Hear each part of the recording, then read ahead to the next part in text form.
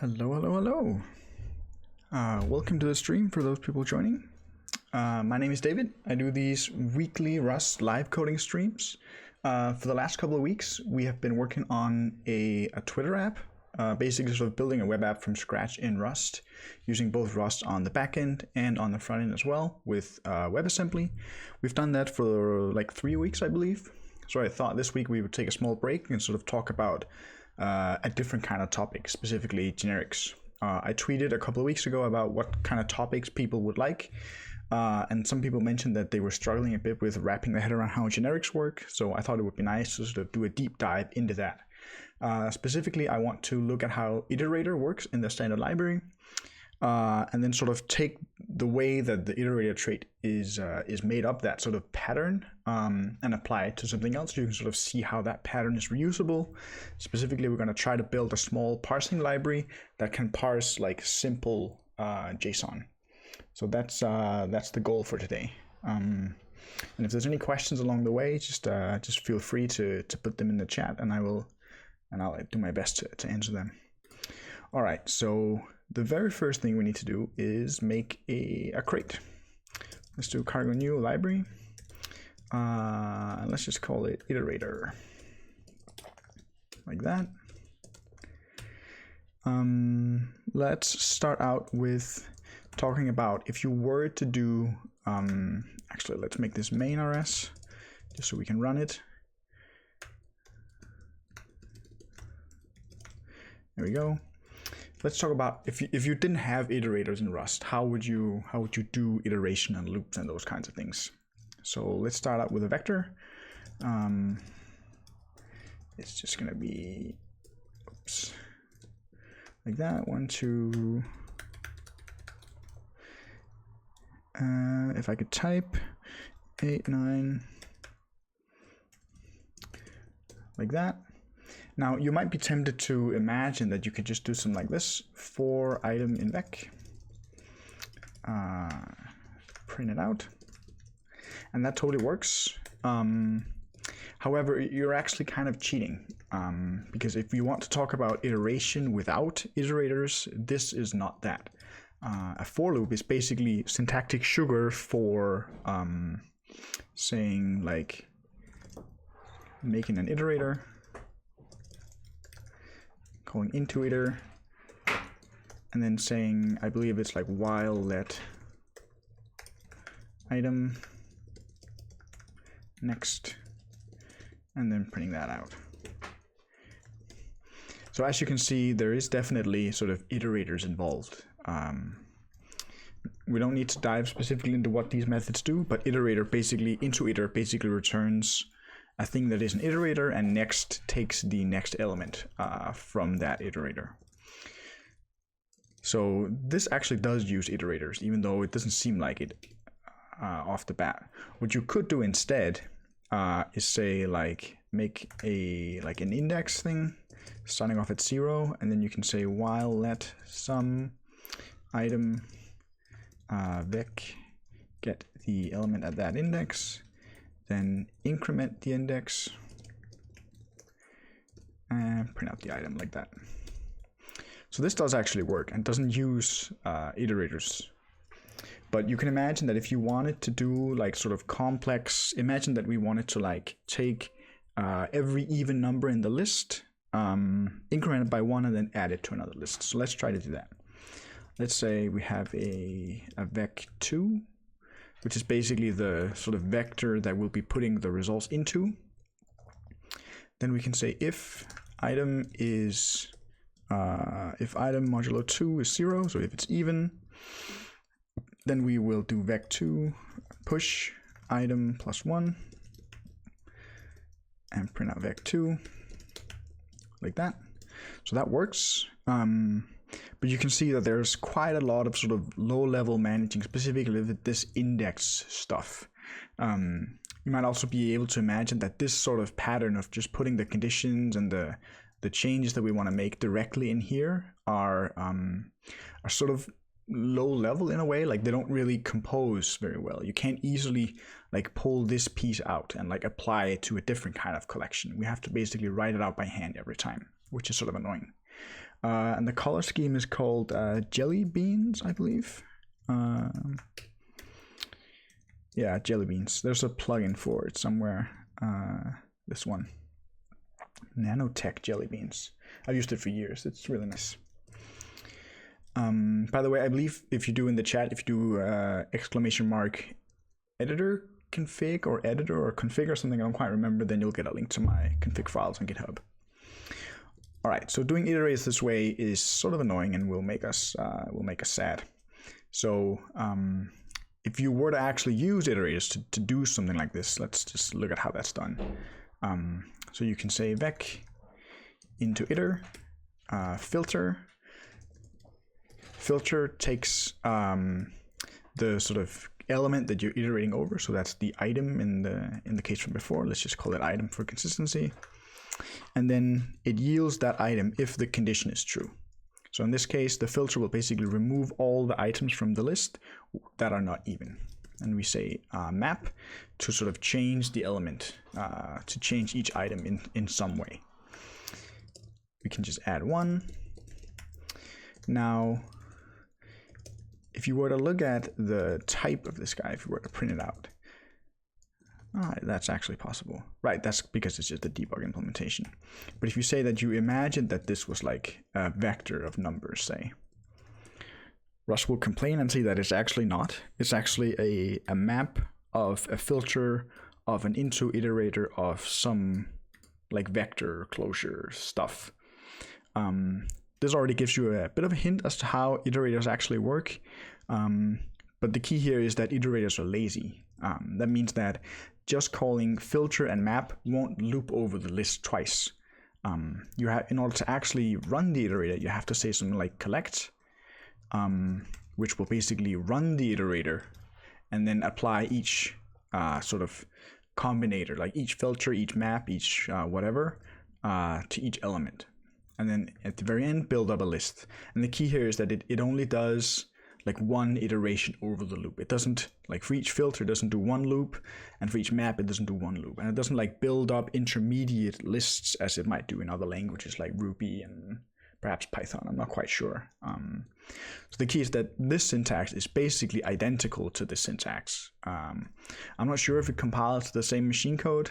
It might even be faster. I'm not quite sure. But you can think of these two forms as being basically equivalent. Let's just make sure that it does actually work. And it does. So the goal of this stream, at least the first half, is to sort of build up the tooling necessary to do something like this ourselves. So let's look at how the iterator trait works in the standard library. I've pulled it up already.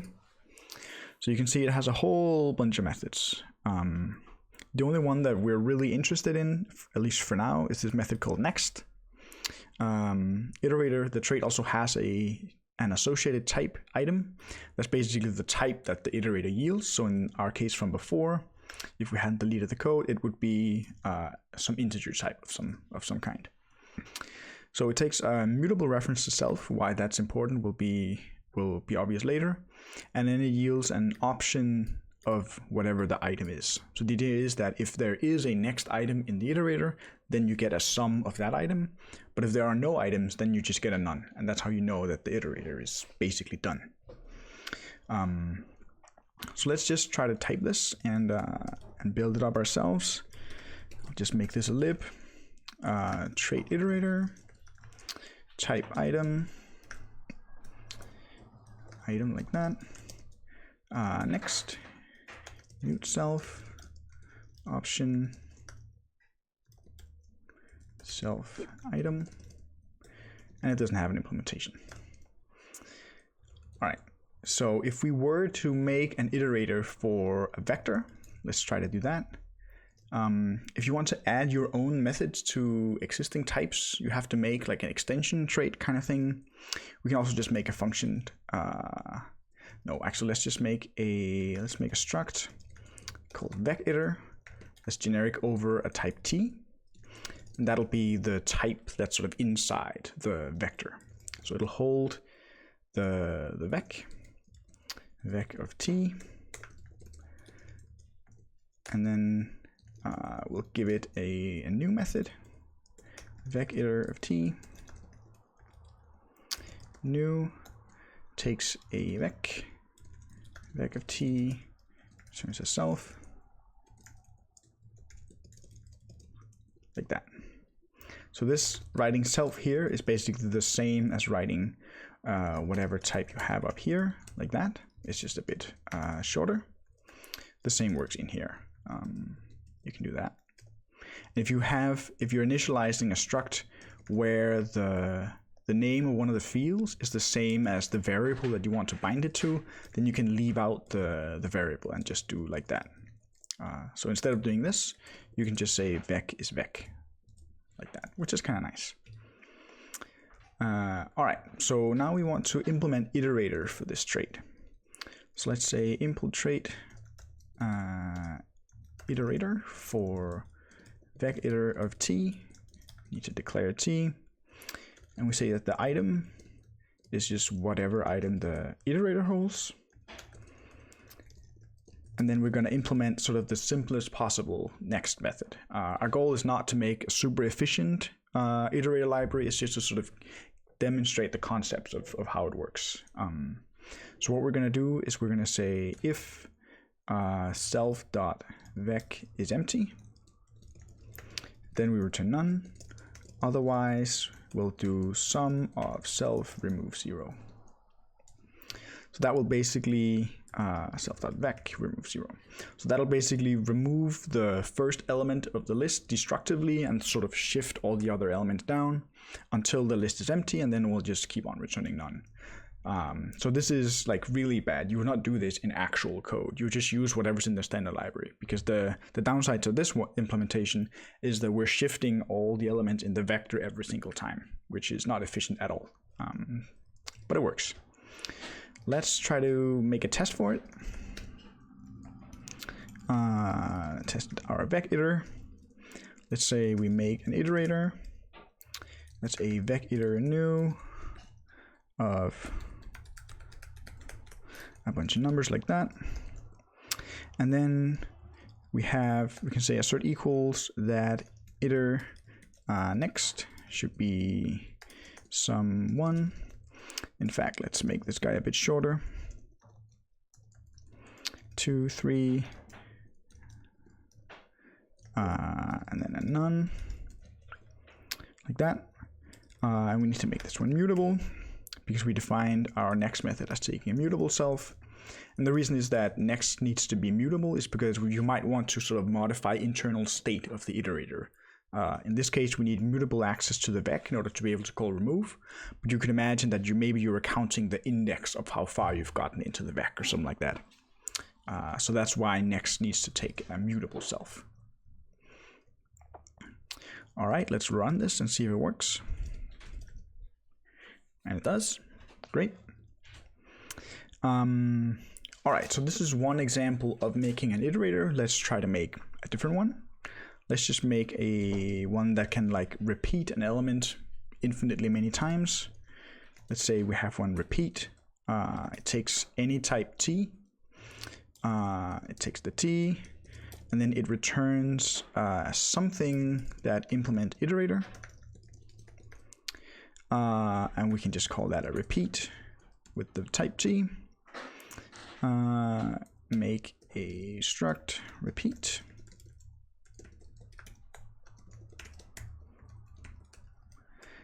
And go ahead and implement iterator for our repeat as well.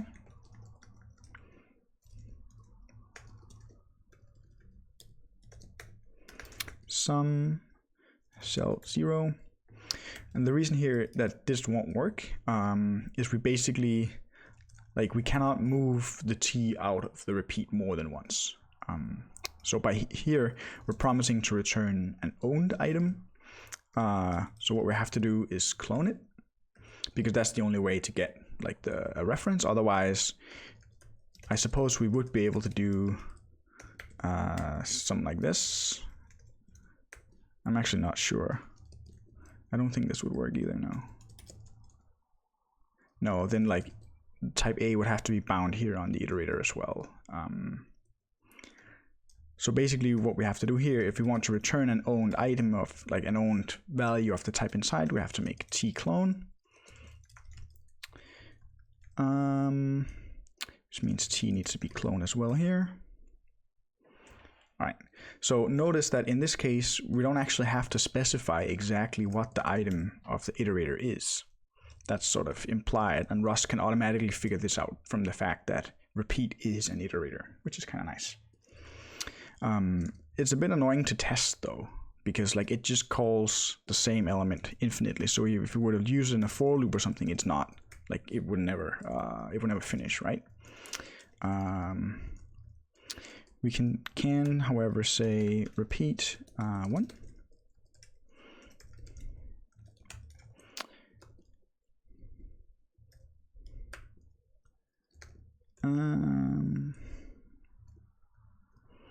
What did I do wrong?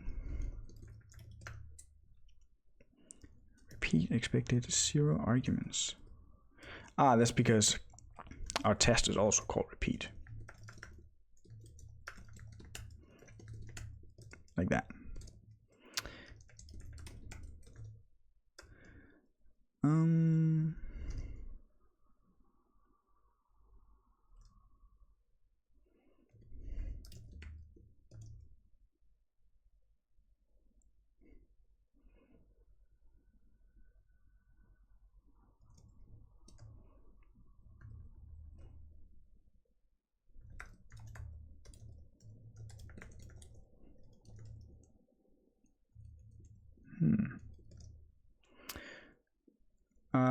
Which IDE and extension is that?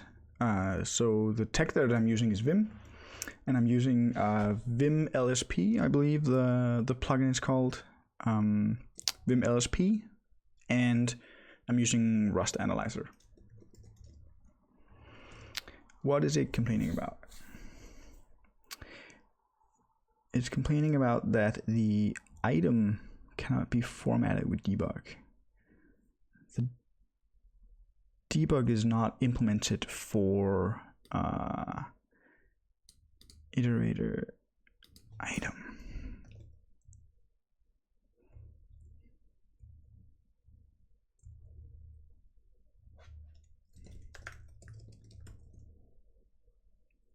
That's strange.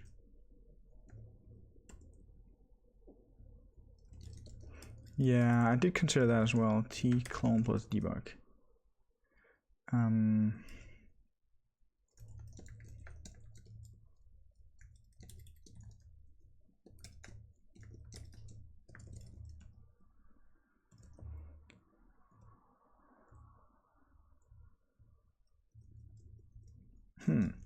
It does work if you say item T there though.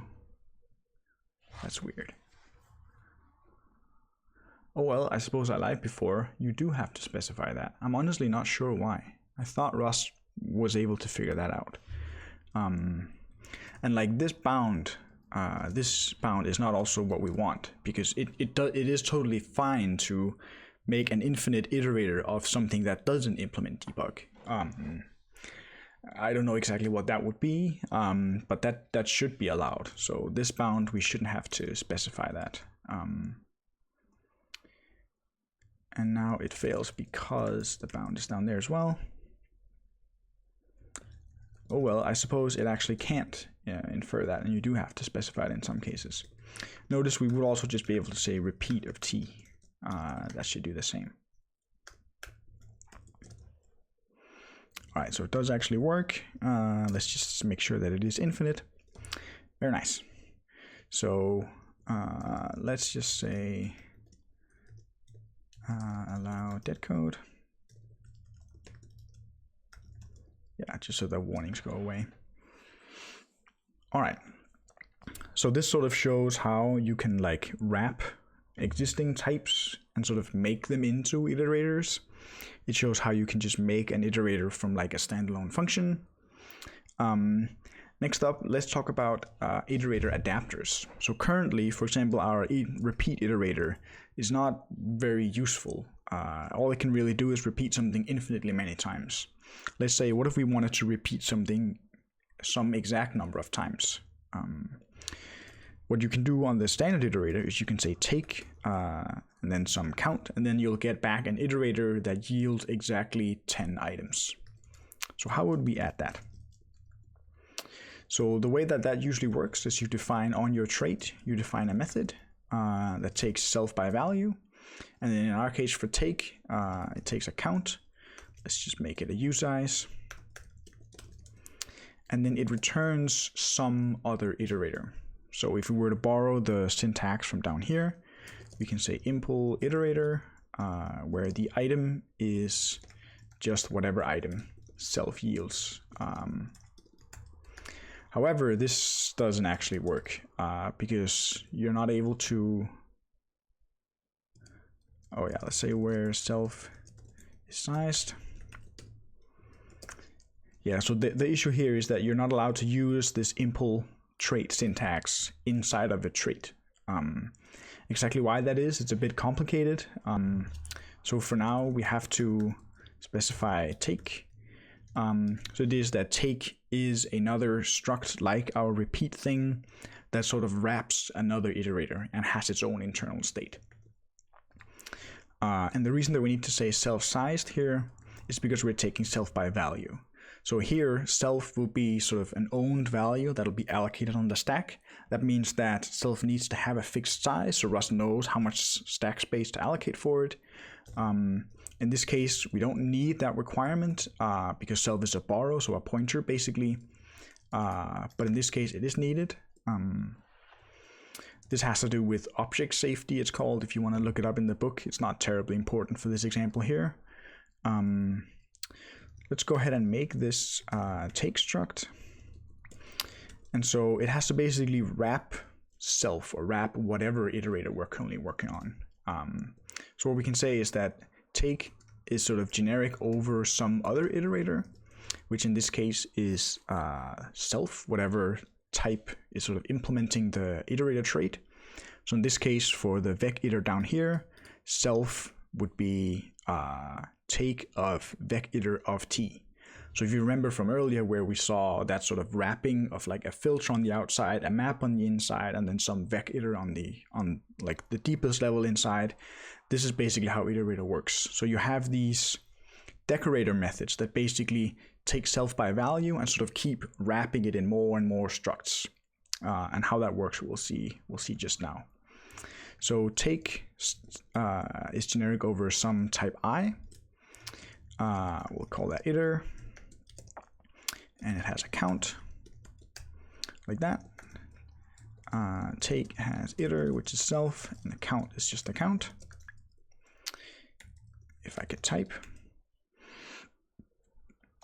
And then we'll go ahead and make an iterator.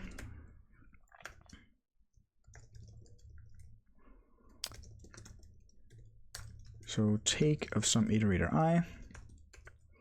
So in this case, take can only really be an iterator if the thing it wraps is also an iterator. You can imagine that we're going to want to have to like check what the count is and then maybe call next, or otherwise just return none.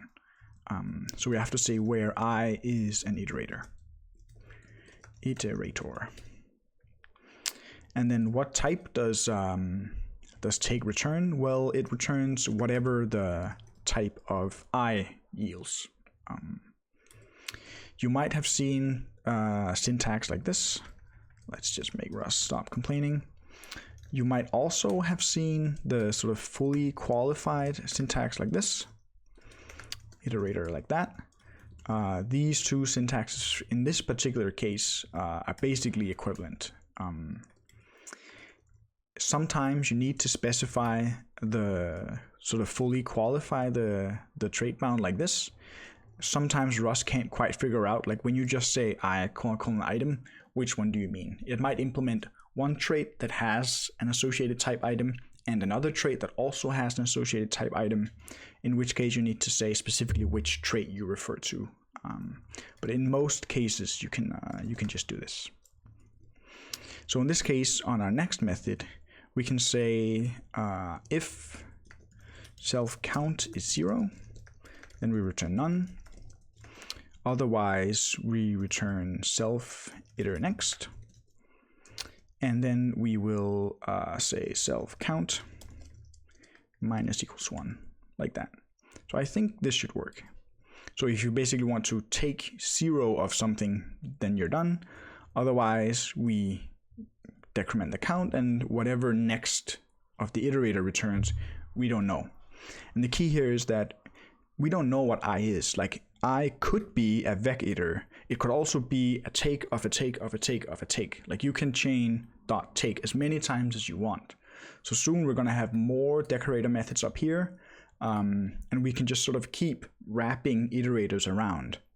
And the key to notice is that all we're doing is calling next, which will then call next on some other iterator decorator thing, which then goes one layer deep and one layer and one layer. So it's sort of like an onion, but there's never like an intermediate array or vector that's being constructed.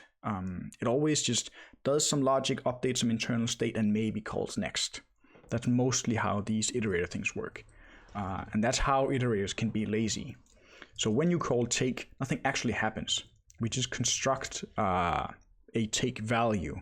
And then when the iterator is actually executed, then we call next on whatever thing is inside. What font is this? Looks nice. I don't remember. It's some font built into Mac OS. Menlo, it's called. I think it's built into Mac OS. So let's go ahead and add a test for our repeat take. If I could spell it. So we will repeat 1 and then we'll take 3. That means that the fourth one should be a none. And there we go. So notice that we're taking an infinite iterator and we're basically limiting it to a fixed size. If we were to say like take 2, I think the test will fail now. Yeah, now it stops after the first iteration. So line here fails on line 401. So this is 401 fails and this is 401.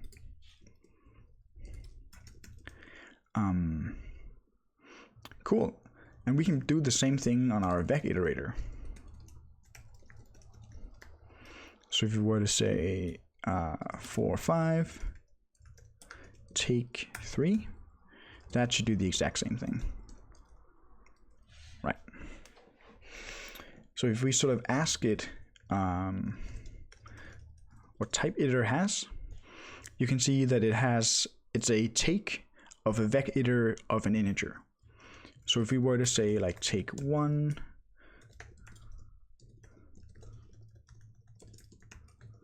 like that, you can see it basically takes all the way down. So if you have like an iterator that's like dot filter map, whatever, this is basically what happens. You're sort of wrapping your iterators in structs, and then when you call collect or turn it into a for loop or call next or whatever, this is what happens.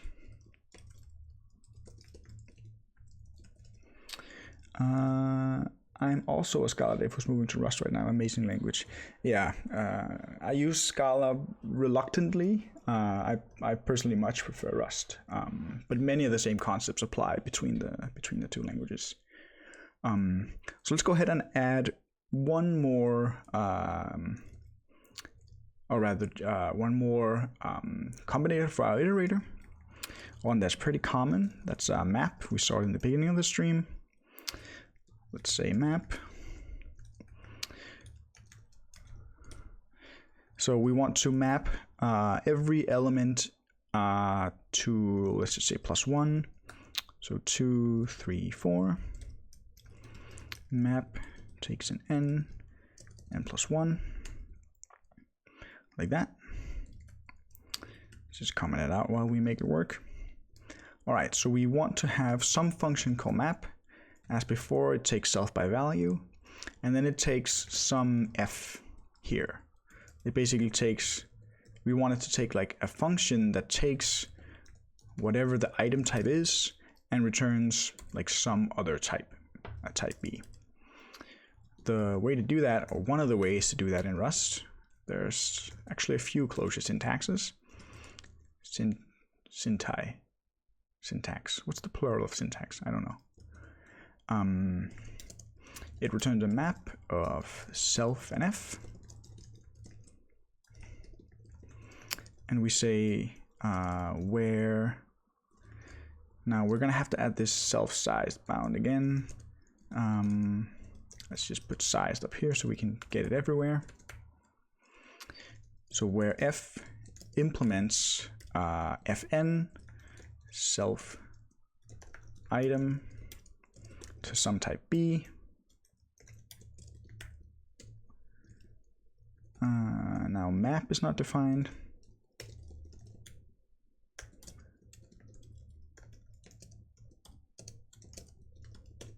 Like that.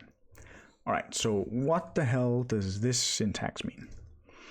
Closures in Rust, if you've used them in any other languages, they are sort of weird. So I thought I would take just a small detour to talk about how they're actually sort of implemented, or at least how you can think about that they're implemented. Finally caught a stream. Love your YouTube content, especially how you go over potential libraries and why they're good and bad. Thanks. The main library that we're going to look at today is the standard library, and that's pretty much good everywhere. But we'll be back to building the web app next week. So let's just take a brief detour into functions.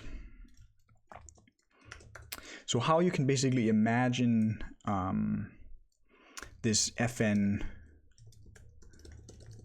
syntax working is, so if you were to make functions as like just using the sort of features that's built into Rust, like traits and structs and those kinds of things, you could imagine that a function is really just a generic thing that has an input type and an output type and like some way of calling it. So if we can sort of describe that in a trait. So if we make a trait that has some input, and then it has some output, and then it has a call function that takes self, takes the input, and it returns the output. So now we can try to make a function. Let's make a function called +1. And then let's say input trait fn of i32 for +1. The output is still an i32. And the call is input +1. Input is i32. So like this is basically a function, right? You can then, we can try to make a test for it.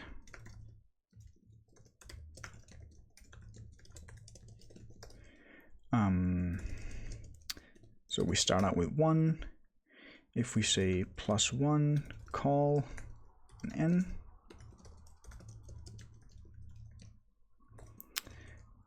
let's just inline it. So that should be 2.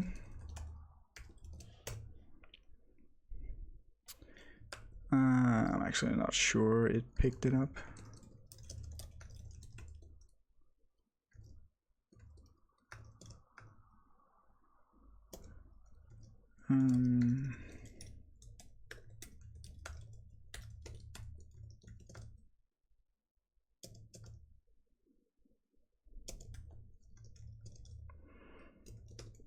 I might have put the file in the wrong place. Ah, yeah, I put it in lib functions. That's obviously wrong. Functions. There we go. All right, so now the test is actually running. It's right there. It wasn't in the output before. So you can imagine this is sort of one way to make functions work, right? And that's sort of how functions work in Rust. So this special syntax is actually shorthand for a bound with this trait, the fn trait. So it looks very similar to what we wrote before, It's just called args instead of input. So what Rust basically does when you have a closure like this, it basically turns that into a struct and automatically generates an implementation for this trait. So that is why traits are a bit special in Rust, because they're basically like syntactic sugar for creating a struct and implementing the fn trait for it. Now, there's different kinds of functions, and some might have internal state because they capture like a variable from some scope. In that case, your functions would just have like a capture thing here that could be like whatever. So we wanted to make like a generic plus that just pluses some number.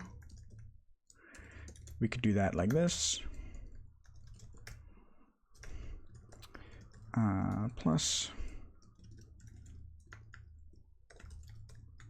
like that. So if we say plus of 10 should be 11, like that. So this is an example of how you can basically have a function that basically has internal state.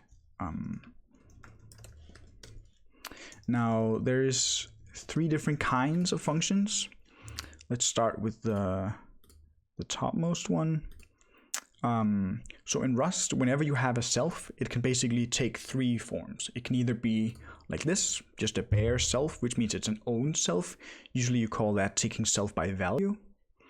And that means that this function can only be called once, because call will basically consume self. So you'll be moving the value into call once, and you cannot call it again because of ownership. There's also call mute, which basically gets a mutable reference to self, which means that you're allowed to mutate it. And notice that this function can be called multiple times. And then there is fn, which just takes a regular immutable self, and this can also be called multiple times. Can you explain to me the difference between Razor, RLS, LSP, and Rust Analyzer? I'm confused with use and why they're supposed to be combined. Right. So LSP stands for Language Server Protocol, and I believe it's a Microsoft project, and I believe it came out of their Visual Studio Code editor, and it's basically how they did like code completion sort of intelligence suggestions in the editor. They made that sort of an open standard, so anybody can use it and build support for their language for it. So that's what LSP is. It's sort of a general thing. Razor, I believe, was like an old project to get some like type suggestion stuff for us. I haven't really used it. RLS was the first LSP implementation for Rust, and it was sort of the official implementation for many years. So that means that if you have an editor that speaks LSP and you run RLS in the background, those two can talk to each other without your editor knowing anything specific about Rust. It just knows the protocol, and it knows to talk to whatever LSP process is running, which happens to be RLS, but it works for like TypeScript or Python or whatever. And so Rust Analyzer, or rather RLS, was the default for a number of years, but had a few like technical like I think the architecture of just how it was put together was not very good, or however you want to say it. Like, it wasn't very fast. The completions that it gave wasn't very good. There's a whole load of reasons for that. You can find those on Reddit. But basically, Rust Analyzer is sort of an attempt to throw RLS away and then build a better LSP server from scratch, basically. So I used RLS for a few years, and it was okay, but it's pretty slow. But you want to use like Rust Analyzer. Rust Analyzer is much better. It's significantly faster, and I've been very happy with it. So RLS requires LSP also. Yes. I mean, RLS is an implementation of the LSP protocol. It's a bit like if you have a web server and you have a web browser, the server doesn't need to know which browser you have. As long as the browser speaks HTTP, then you can go to your website, if that makes sense.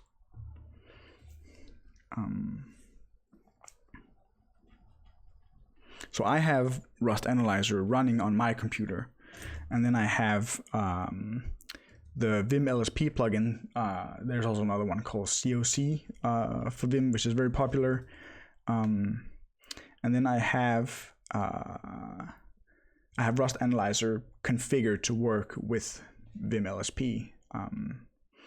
But this setup is nice because the two things never need to know about each other. You don't need to have one plugin for Rust and one plugin for Go and one plugin for TypeScript. You just have like one plugin that speaks LSP. I hope that makes sense.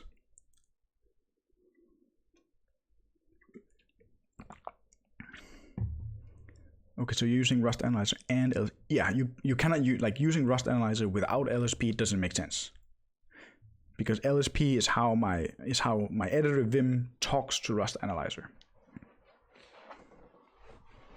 Cool.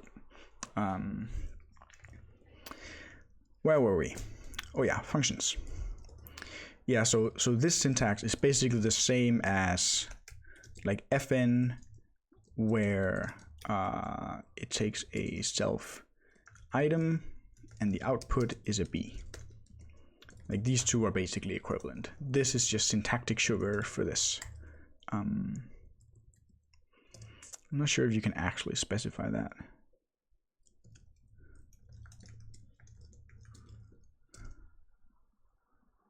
The precise format of fn family trait type parameter is subject to change. All right. Does it say so in the docs? Not exactly. All right. So this is a special thing in the standard library, and you can't actually write it like this. You can also, there's a few other ways to write it. I believe you can also use an import trait, maybe like that. I believe you can also do, this is a bit more uncommon, I think you can also say fn like this. I believe these three ways of writing it are equivalent. Personally, I prefer the generic version, but they're basically the same. So in this case, we have to make a map. Remember, the map was this guy down here. Iter is self, and f is just f. Nice. So now we have to implement iterator for map. Let's do that. So map if. I still needs to be an iterator, and f needs to take whatever type I yields, I, and return a b. And then map will yield items of type b.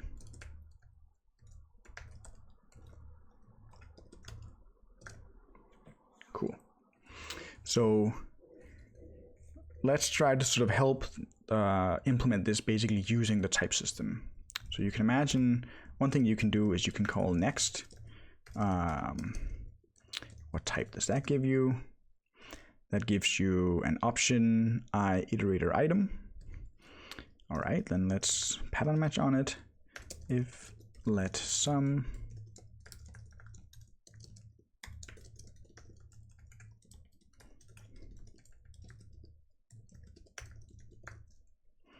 so now we have an I item. So what we promised to return is something of type B.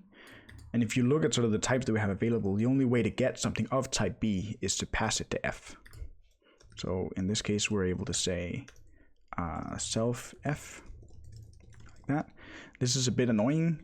Currently, it doesn't know if we just write something like this. It doesn't know if f is a method or if f is a field that holds a function that we then call. So you have to disambiguate it by putting an additional set of parentheses around it like that. So now it says that it's actually a type B, which is exactly what we want. So we put a sum around that. And otherwise, if our inner iterator is done, we just return none. So this works. So this looks very similar to the take implementation, right? We basically delegate to the inner iterator and sort of do stuff before or after. Let's see if our test works. Hopefully it does, and indeed it does. So if we were to do this like several times, and if we then were to look at the type of iter, you can see that it's very similar to what it was before. So it's again, it's like an onion sort of type, right? It's a map with a map with a map with a vec iter. And again, we're actually only calling next on the vec iter exactly the number of times that there are elements in the list, which is very cool.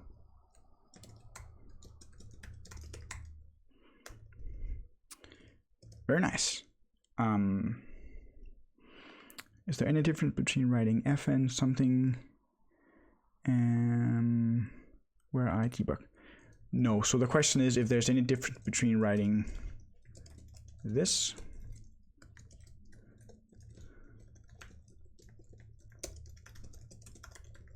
or that.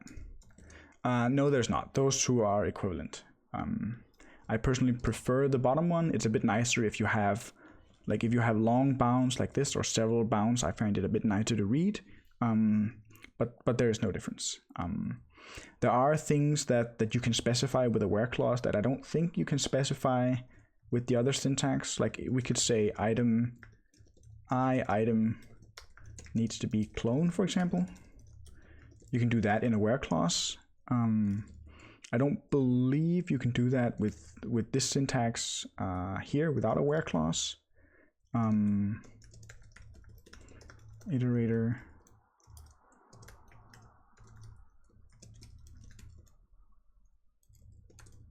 No, that doesn't seem to be working.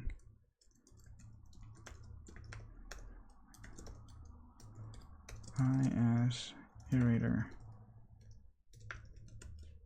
No. Bounds on associated types do not belong here. Belongs in where clause. All right. This flexibility of having multiple ways to write the same thing, Russ, has been causing me so much confusion while learning. Yeah, I get what you mean. There are a couple of ways to write a few things. I don't know the sort of historic reason for why they have both ways of doing it. I think this way of doing it is nice. If you just have like one type with one bound on it, then it's a bit shorter. But I very rarely use it. I don't even think we used it. I mean, we did use it down here. We could have written where t clone as well, like this. But you're right, it is inconsistent when you have multiple ways of doing the same thing. I wish they'd simplify the language in that regard. Yeah, unfortunately, the train has, or the ship has sailed on that one. Because making this syntax not work would be a breaking change.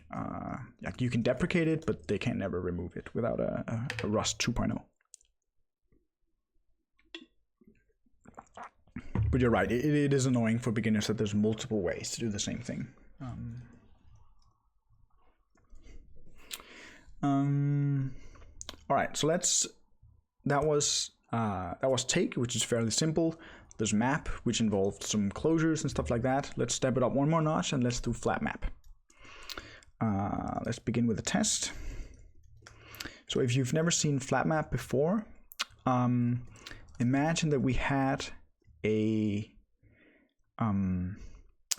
some iterator of numbers, and for each number we want to return the same number 3 times. So we can say repeat n take 3, but the resulting iterator we don't want it like currently. It would be like this, right?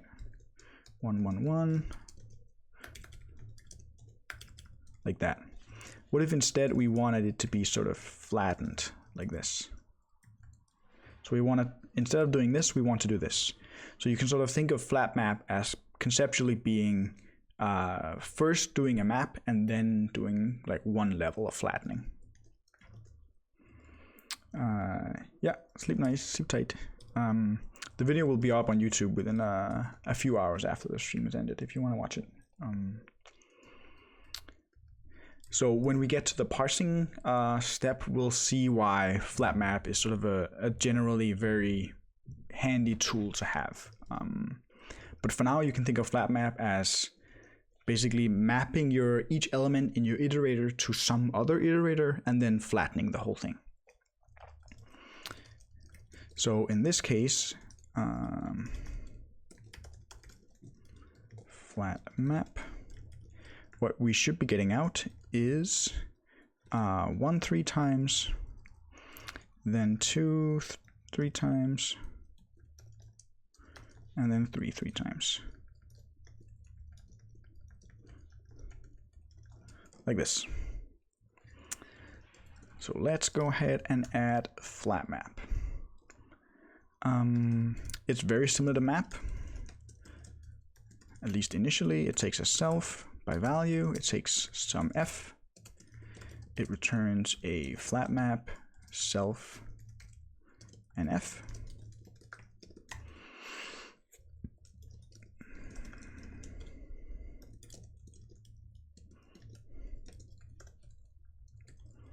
Like that.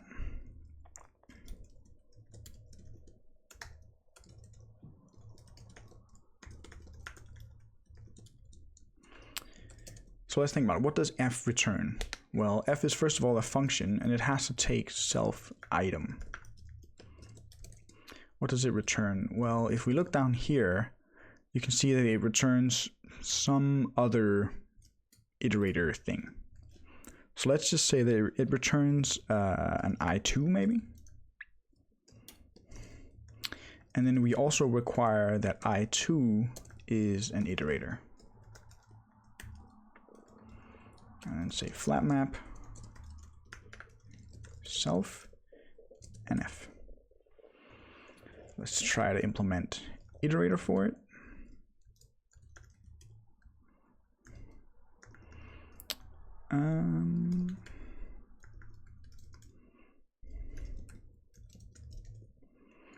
I is an iterator, f returns I2. We don't want this clone bound. And I2 is an iterator as well. And the items that it yields are the items inside I2.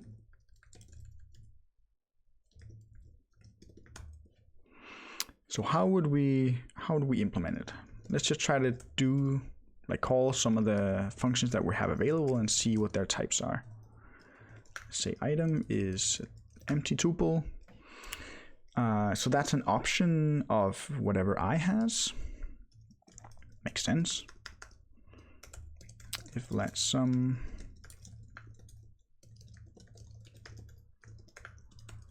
like that. Now it's that item thing. Well, the only thing we can really do with an I item is pass it to f. So let's do that. Self f. Now we get an I2, which is an iterator yet again. So we can call next on that. That gives us another option. And notice that this is basically the type that we can return. So this works. Well, it type checks. It doesn't really work. But we're going to have to return something like this. The issue here is, let's say this is none otherwise. So if the inner iterator is completely done, then we can't really do anything. Our test should compile now. Let's try to run it. It doesn't actually work though. It fails on, why is our map function failing?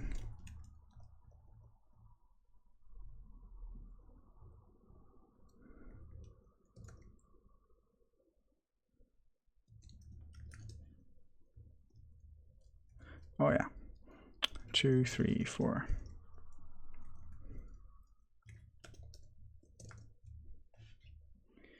All right, so on 193 here, it says it wants a 1, but it actually got a 2. The reason for that is that, you probably already figured it out, we just sort of call next on the inner iterator once, and then we get back a new iterator, which we call next on once.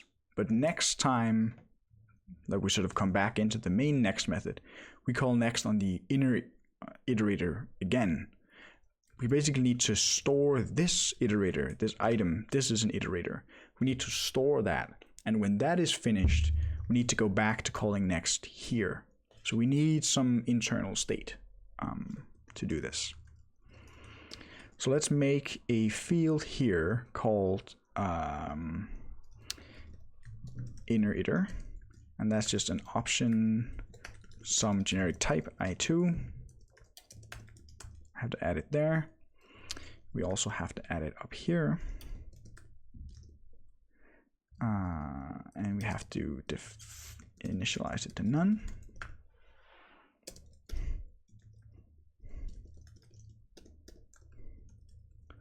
Where is it complaining? 35. What happened to Rust Analyzer? Did it die?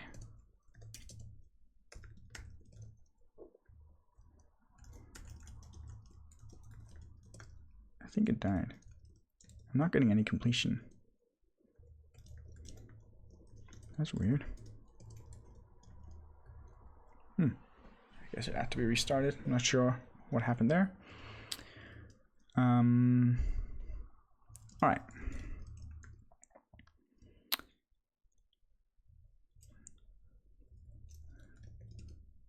There we go. So item should now be a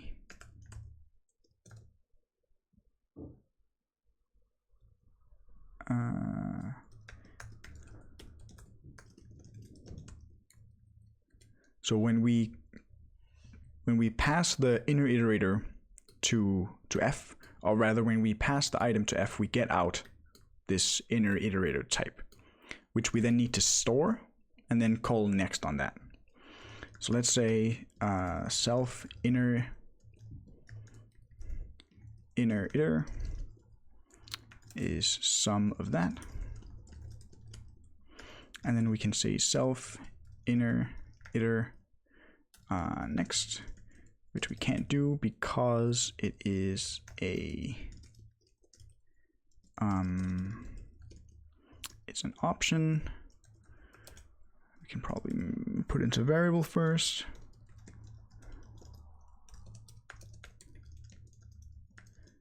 Let mute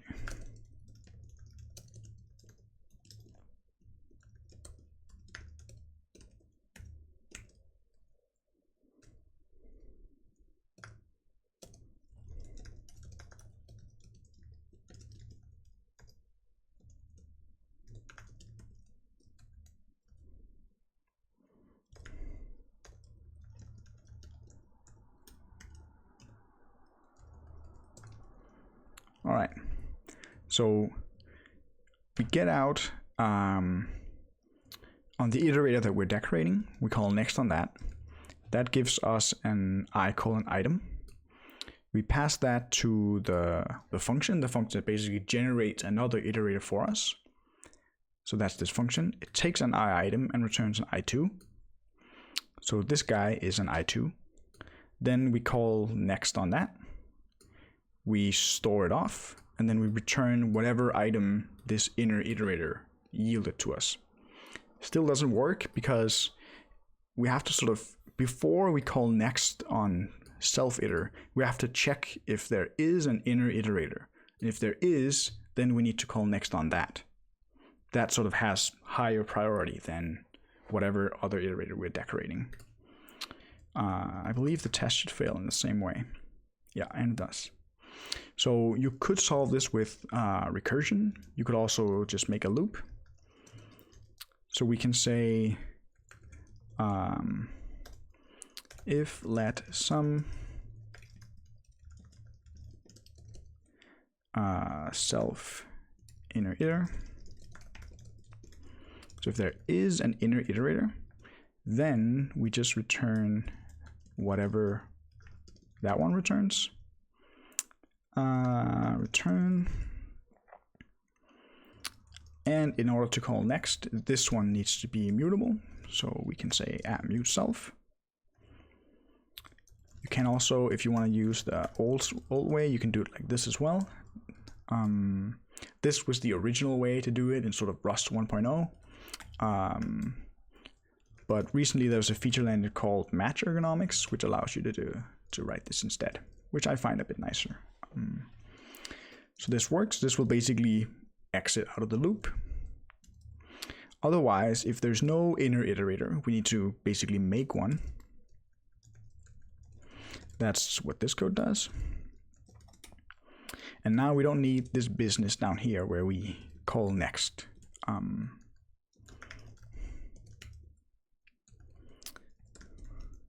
So in this case, we basically construct a new inner iterator. We store it off, and notice that we don't return here, which means that we'll go back up in the loop, and this next time we will hit this this match, call inner iter. And when that's done, we actually need to update the state here, which we're not doing. Eventually, it'll be done completely. Here, eventually, this guy will return none, and that will basically be done with the whole loop. So I think we need to, 208. Right there, this one returned none. I believe that's because this one, if that is empty, then we need to set inner iter to also be none.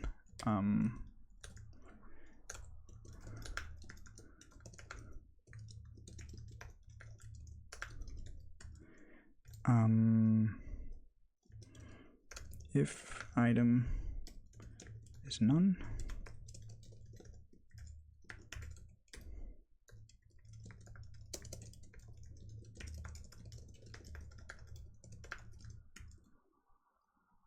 does that seem right? Yeah. All right.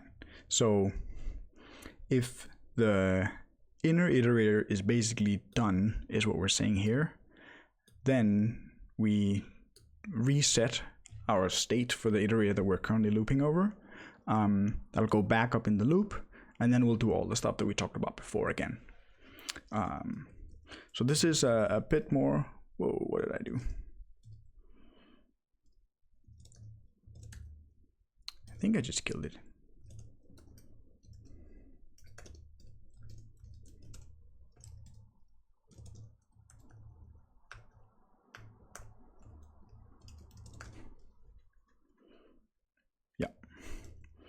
All right, any questions about this? It was a bit more complicated than map. I'm not hopefully it was not too hard to follow.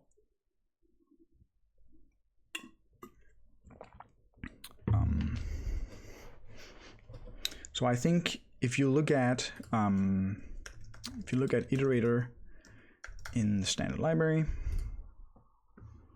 and you look at their flat map method, you can see that it looks fairly similar to what we have. It has a flat map that takes 3 generic arguments, where the first one is self. That's not too different from ours, right? I'm not sure if we can look at the source for iterator. If we look up flat map, we can see how they actually implement iterator for their flat map trait. You can say source. So you can see they use into iterator as just to make it a bit more generic. We don't have to go into why that is. Source. Unfortunately, they have some inner thing. Flatten compat. Not sure if we can see how that one implements iterator.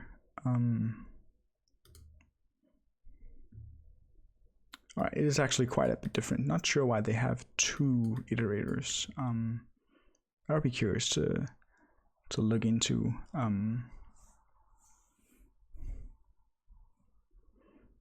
All right, I'll leave that as an exercise for you.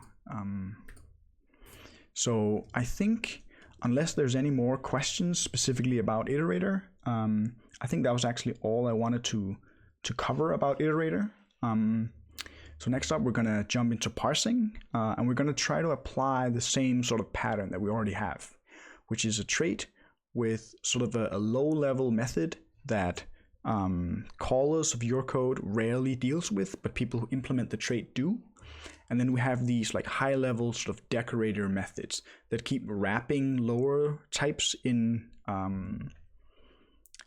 basically more behavior that always delegate to this one shared generic method up here. So I think we're going to take just a 5-minute break, and then we'll be back with some parsing. If I can find the mouse.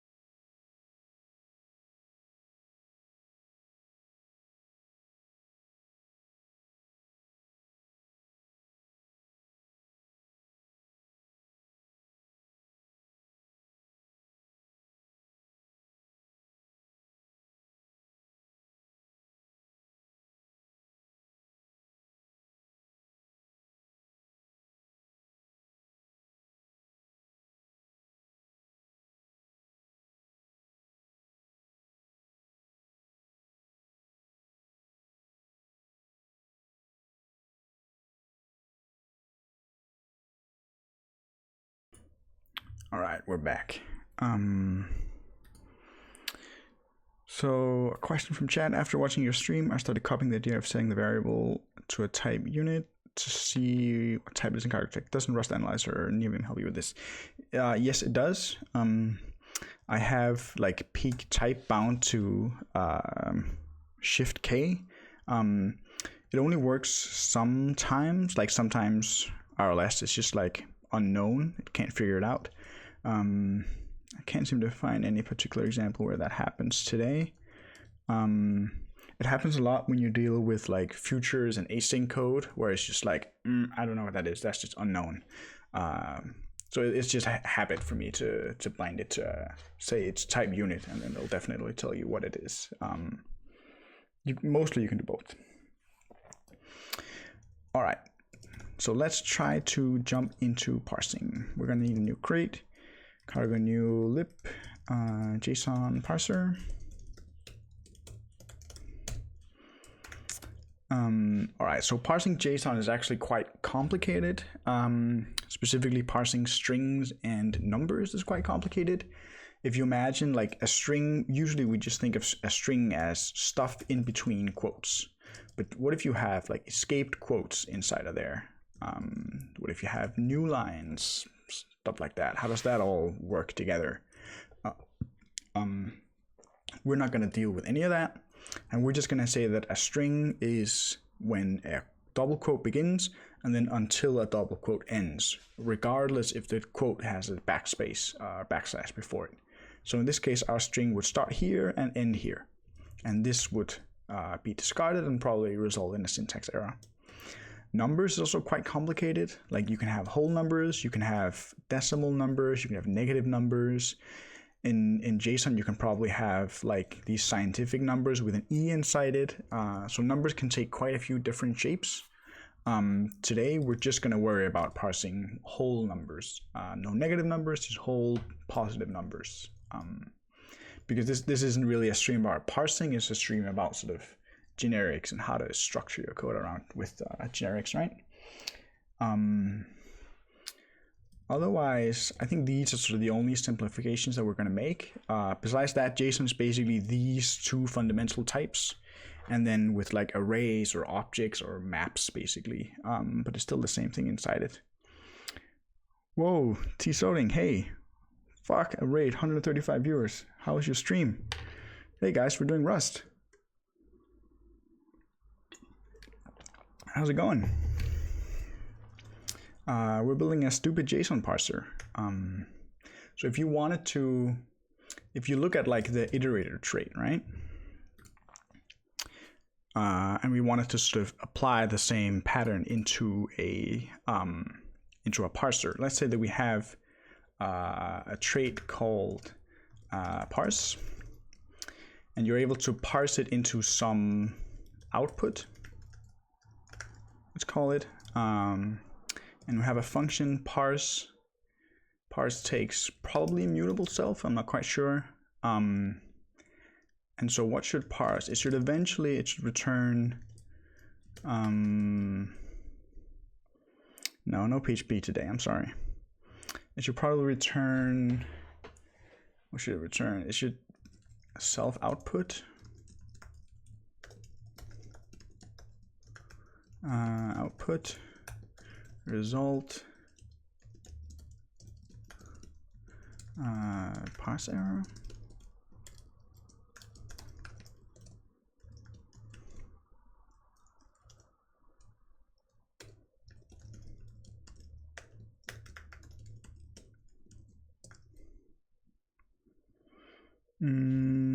To work with Rust, I mean real work? No, unfortunately not. I do Scala by day. Feels bad. I have flashback from JSON parser in Haskell. Yeah, I think Solding has done a JSON parser in Haskell. This will look sort of similar. So I'm not quite sure what our parsing trait is going to look like. We're just going to sort of start with the first thing that might possibly work, and then take it from there. So I imagine that we're going to have some top level like parse function that can parse something into a type T from some string. and it'll return this thing.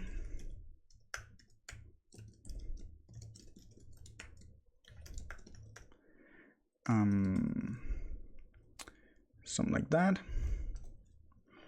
Let's begin with just writing a test for it. Parse number. So we want to be able to say parse into a number, 1.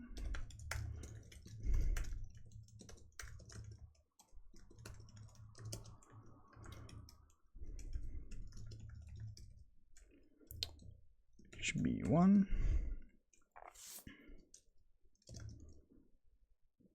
It's already much better to use Vim instead of Emacs. Yeah, like who uses Emacs these days?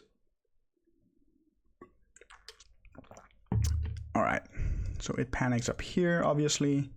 So we want to call this function somehow, right? Which means we have to say that t implements parse. We haven't implemented parse for i32, so let's do that.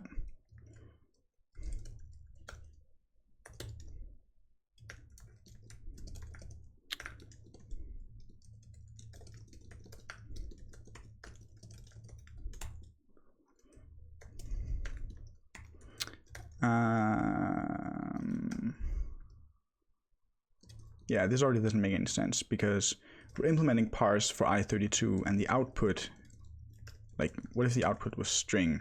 This associated type doesn't really make any sense. And this thing here should actually just be self, like that.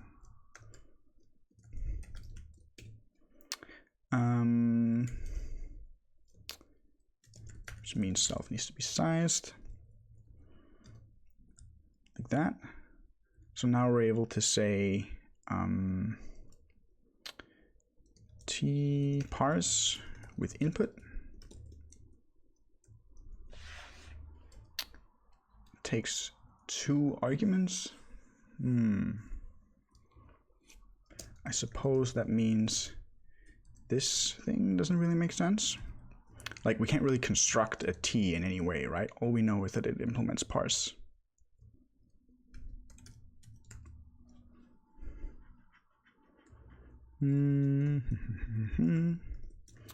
What did we match on that?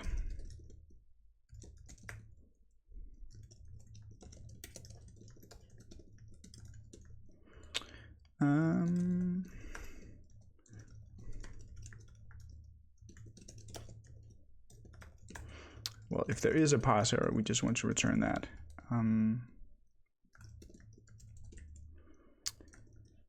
Whereas if it successfully parses, like we could, in theory, we could just say like this. But I'm thinking that what if it doesn't parse all the input? Like what if we tell it to parse like this, and it successfully parses the number, but there's still an a left? That's probably an invalid parse, right? So let's say that if parsed len is equal to input len, then it was successful. Otherwise, it's a parse error. Let's say unexpected end of input. That means this needs to be an enum.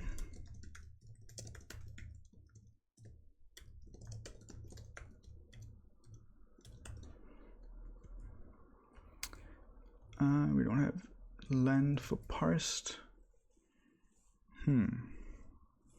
Right, because this is just a type T. We know nothing about it.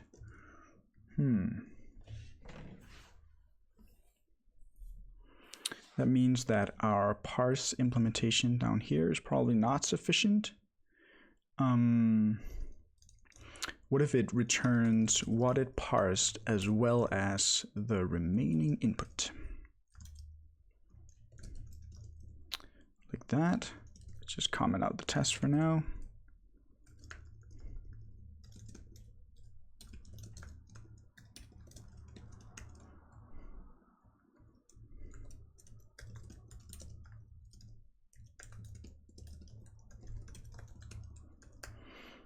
And then the remaining input should be is empty, like that.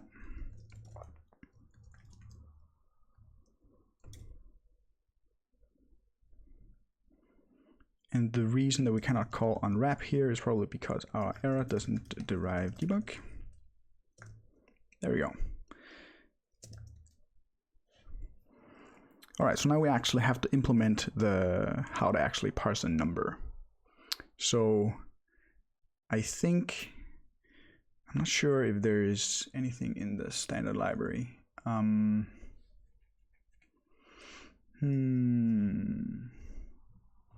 know there is character is alphanumeric or something, like is a number. Is numeric.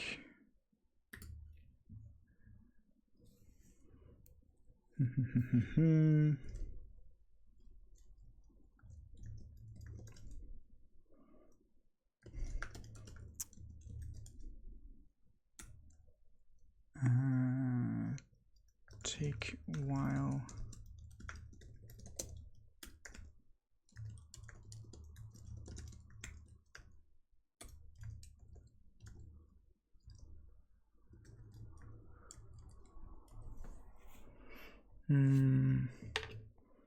there's decode method in char.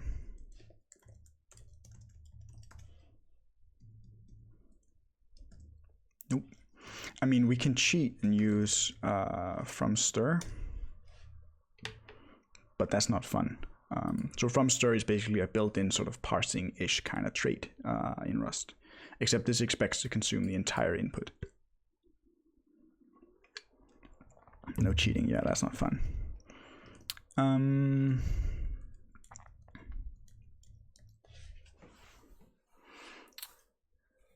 wonder if there's a different way to get around it.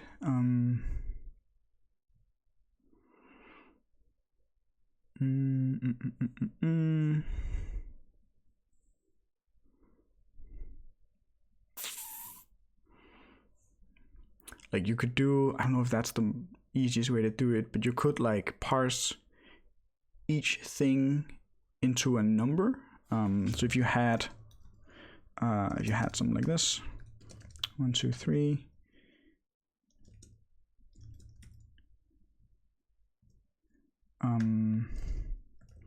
two-digit,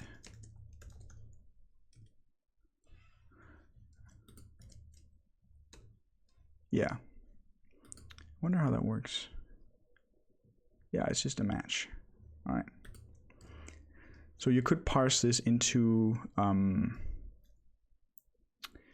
if you had something like this, you could parse it into a 1, a 2, and a 3, and then you could multiply each one by like the first one by 100, the next one by 10, and the last one by 1, and then add those together, and that'll give you like that. Is that the easiest way to do it? Maybe find first that is not numeric and split the string on it.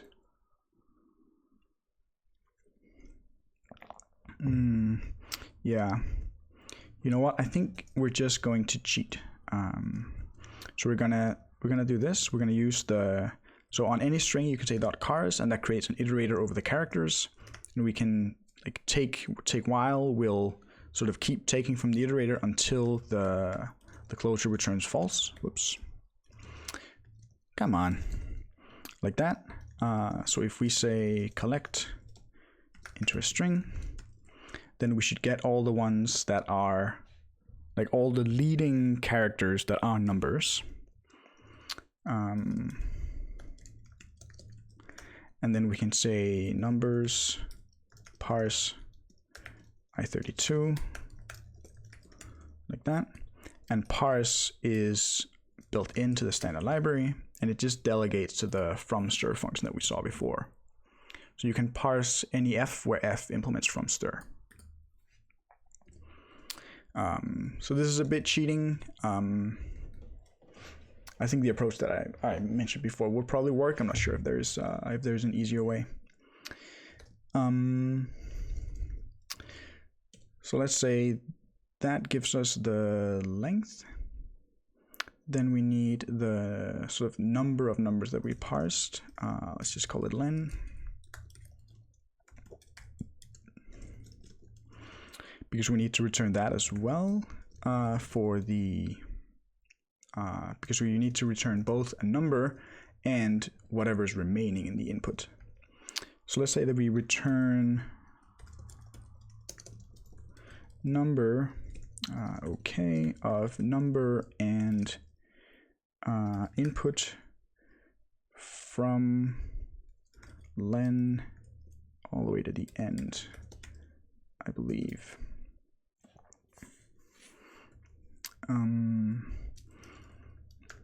Let's actually simplify this test a bit. Say that if you have, if you call i32 parse on that, unwrap it, then you get a number and a remaining.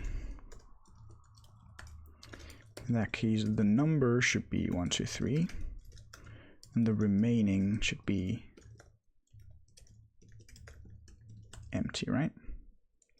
I think that makes sense. And it passes. All right. So if we have one that contains more stuff than just a number, parse number with remainder,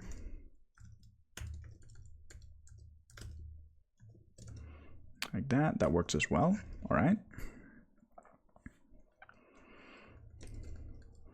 So now I'm curious if this one works. Parse number. What do we call this?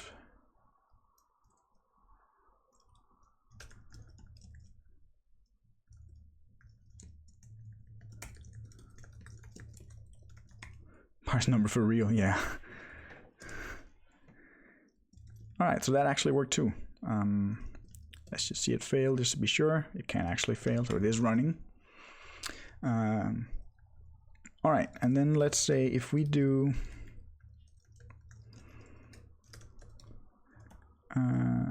parse number unexpected end of input. If we do like that, then it should fail to parse.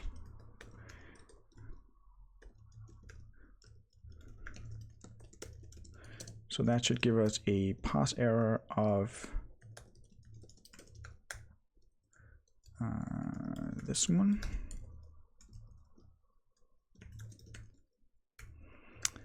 And we need to derive EQ for our error type, I think. It needs to be error. And that works. We haven't tested this case though. What if we parse something that isn't actually a number? Parse number from not a number. I think it just panics now. Yeah, we definitely don't want that. 34. Right, so it panics here. That's probably because len is 0. Yeah, so it didn't actually find anything. In this case, we should return some sort of pass error.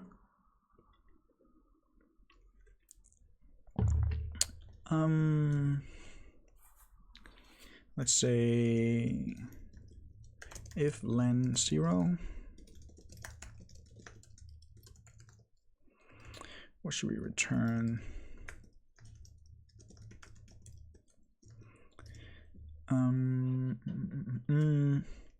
Let's just have one called message. Just takes a string.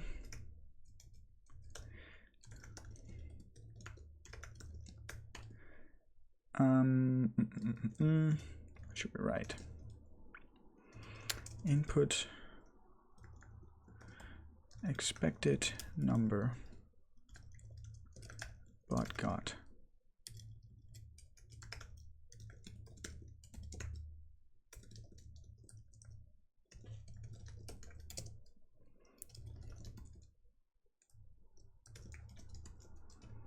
Like that. So that means this one should now fail with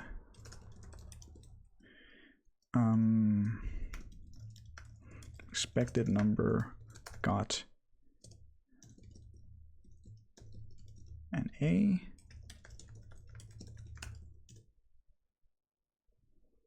This will return error for -1. Yeah, we're ignoring negative numbers for now.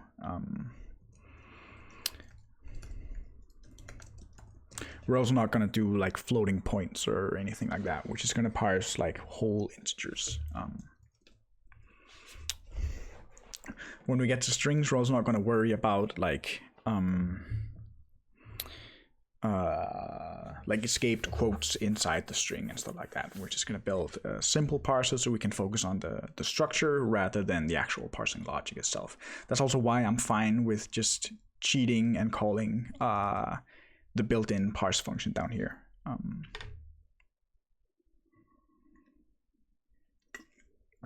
If you actually want to parse JSON in Rust, you should just use Serde. Cool. So let's try to now extend our parse trait a little bit with some combinators. Let's say that we want to add a map from before that we saw in the iterator trait. So we want to do something like this. Or rather, I don't actually think that this is going to work. Because if we look at how the iterator trait works, you can see it takes, there's a self here, but like we don't have a self here. So if we were to have a map,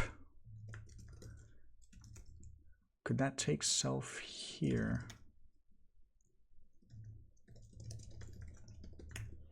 Like what would self be in the case of this one?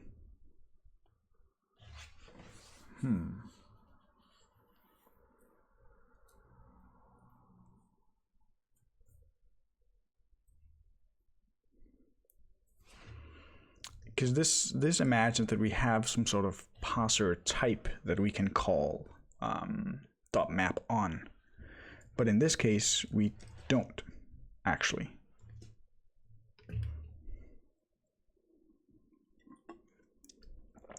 So I think we have to go back to having an actual number parser type or struct of some kind. So that instead it'll be like number parser parse or dot parse rather. Because then we can say like number parser dot map and then dot parse at the very end to call this method.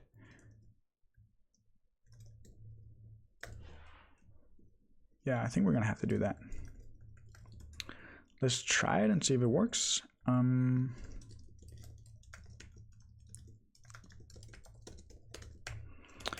So first of all, this one needs to take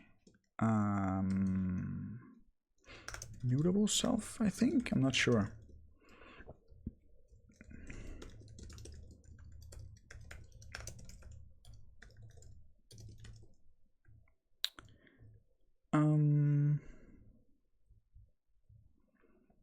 Let's comment out this guy for now.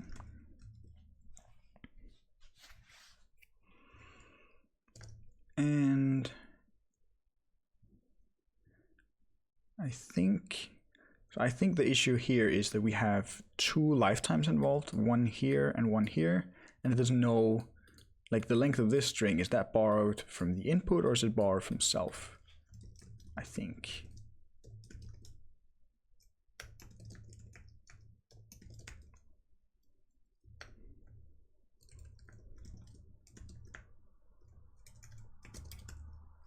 Whoops.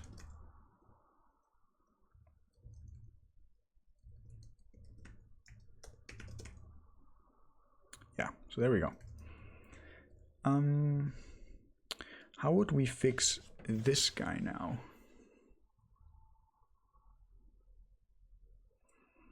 I don't think we can have a generic parse function like this that can just parse anything that is a parser. I think we have to have specifically one called like parse JSON. Because how do you get, in this case, the thing that you call parse on is a number parser. So how do you get that? You could make like some trait that says like the parser for an i32 is this specific number parser, and then having a way of getting that generically. I'm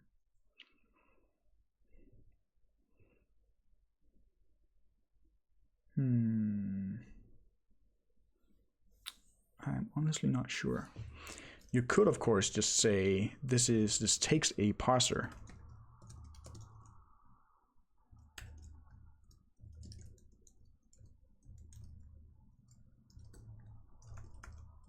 Parser.parse.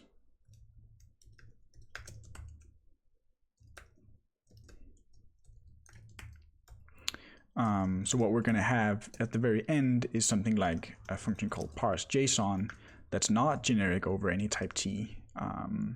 It just takes some input and then it returns JSON. And then it'll probably invoke like JSON parser parse of into JSON. Like that. So this function will basically delegate to this lower level function. You could imagine that it worked like that. I'm not exactly sure if it actually will. So there's no method parse for number parser. Why is that? Parse is not implemented for number parser. Oh yeah. And now we do have to bring the associated type back, so we can't return self anymore. We can return self output. Because parsing into a number parser doesn't really make sense. Let's focus on one type error at a time.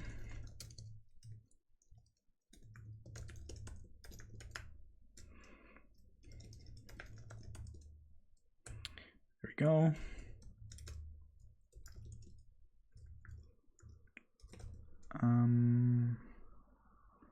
T output, like that. I think the test should still pass. It does. We are going to have to update each of these.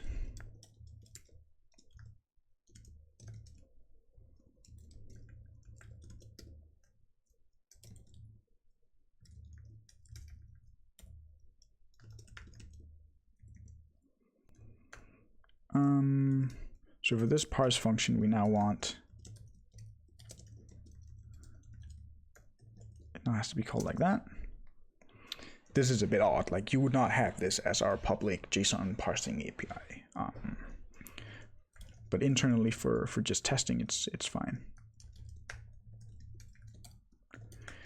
Number parser.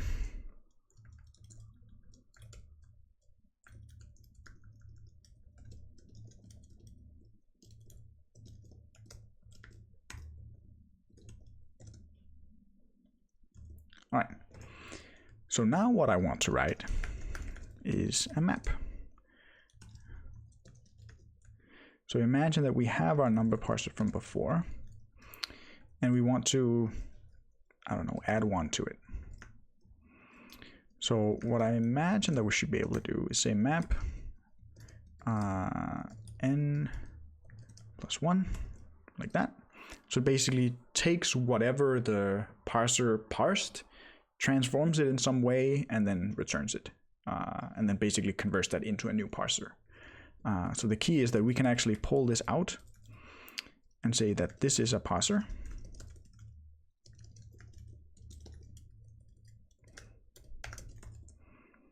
Like that, once we define map, of course, and then just call .parse on that. So this could be like some arbitrarily complex thing where we call map many times, whatever, who knows.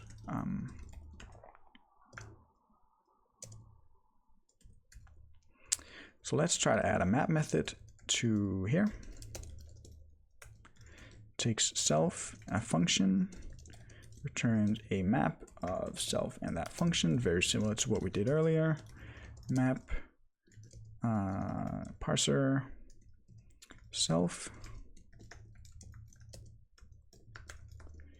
where f is a function that takes self output and returns some other type.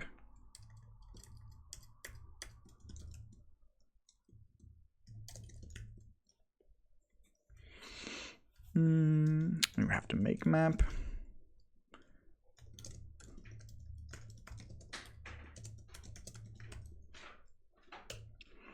And we have to implement parser for map. Let's do that.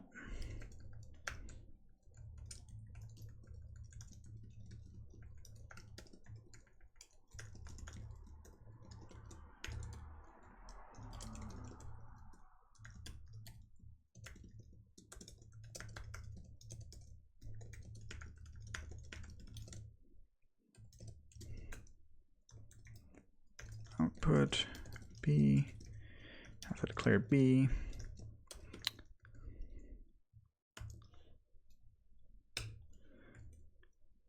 Kind of find trait parser, that's because it was just parse. So now we can say self.parser.parse the input, match on that.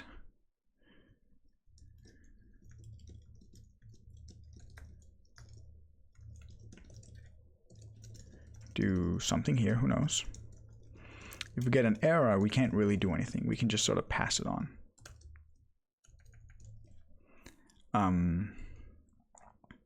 So now, what type does this have? This has parsed remaining.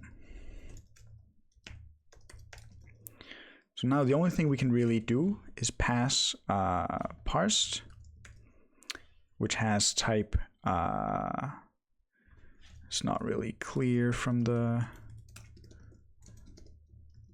signature. So it has like whatever P's output type is what parsed is. That means that we can give it to F because that's the first type that F expects. So we can say self F parsed. And then we can basically return OK of that and the remaining, because we don't really touch the remaining output. At least I think so.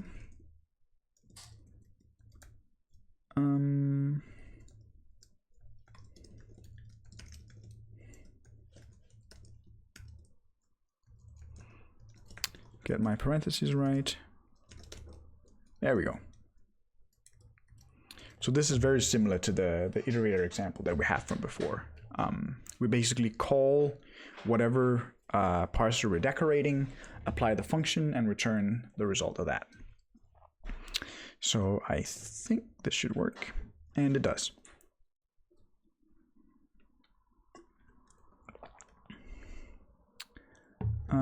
In this situation, would it be possible to do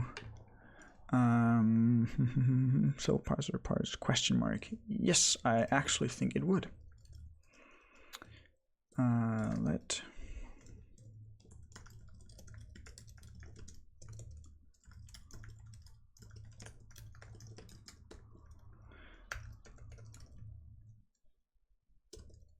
Yep, very nice.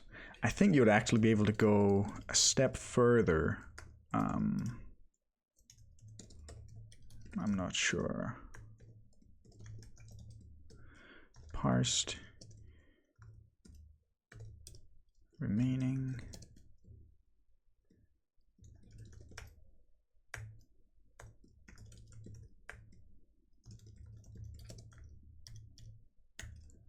Yeah. I'm not sure which one you prefer. So this calls the map method on result. So basically, if the result is an OK, then we map that to some other type. I think I prefer the top one, but they're equivalent basically. And it still passes. Sweet.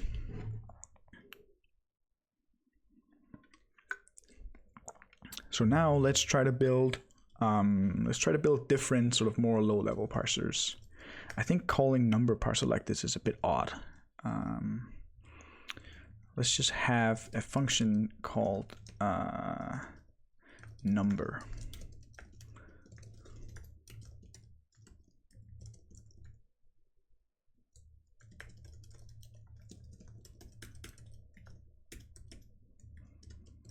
I think that just reads a bit nicer. Cool. Let's try to make a parser that can parse. See what makes sense. Let's try to make a parser that can parse sort of one specific character. So like a parser that can parse a quote. Like a character parser, basically. Not any character, but like a specific character. Because like then if we want to parse strings, I imagine we could be like parsing a string would start with a quote, and then it would like keep parsing anything until it sees a quote, and then it'll sort of wrap up everything inside that. So let's say that how we want to use it.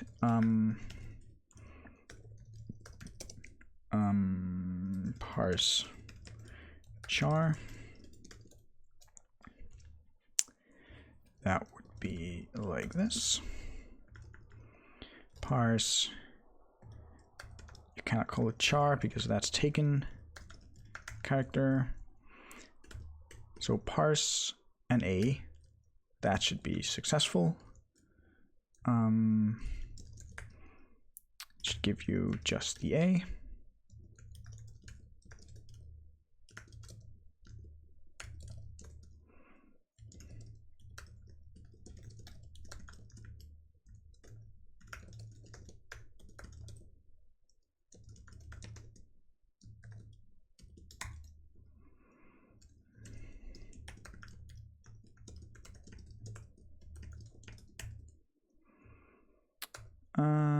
And we have to implement parser, or rather parse, for character parser.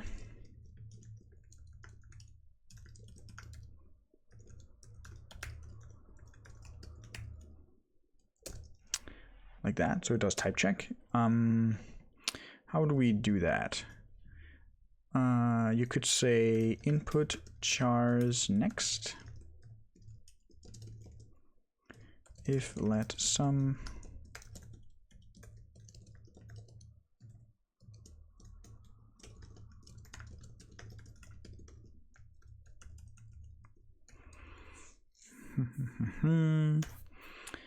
if that character that we got is equal to the character that we're parsing,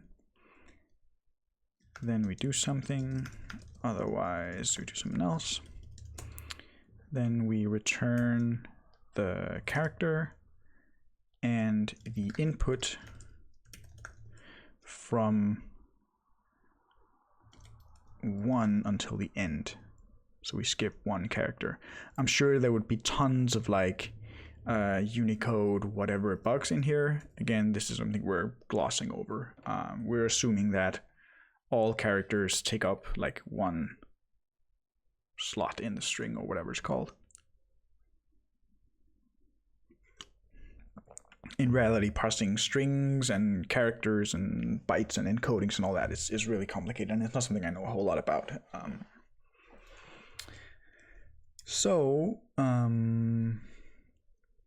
I think this test should actually pass, and it does. Let's handle some of the error cases.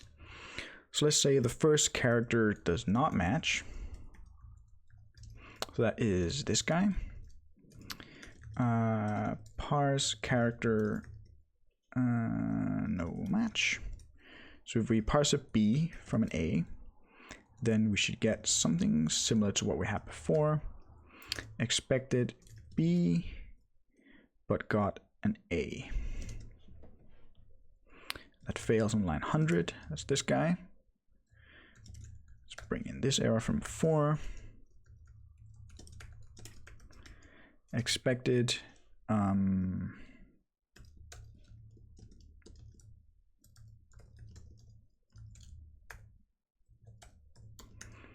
Like that, I think. Yep. Then we have this guy. So that's if the input is empty.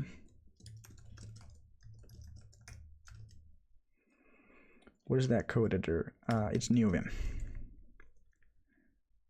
If you do exclamation mark editor, you'll get a link to my setup, my config files. Parse character with no input. So we try to parse an A from nothing. Then it should get unexpected end of input. And it fails on line 107. That's this guy. And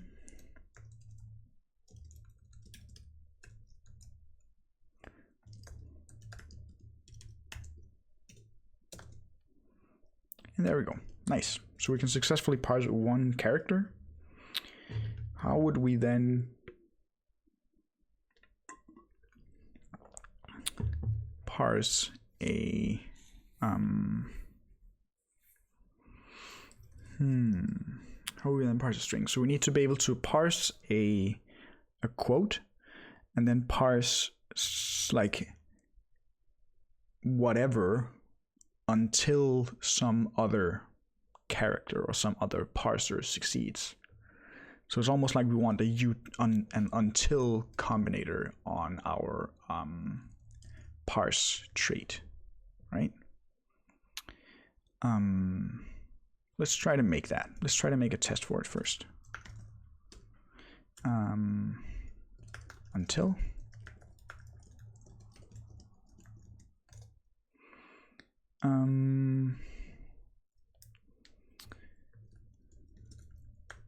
So how would we call it? So we want to parse an A until character until we get a B. So 3 A's and a B. So I expect this to this would actually, we couldn't use the this style of test because there would be remaining input left. There would be the B left, which is fine in this case. So let's say the kind of test that we need looks a bit more like this.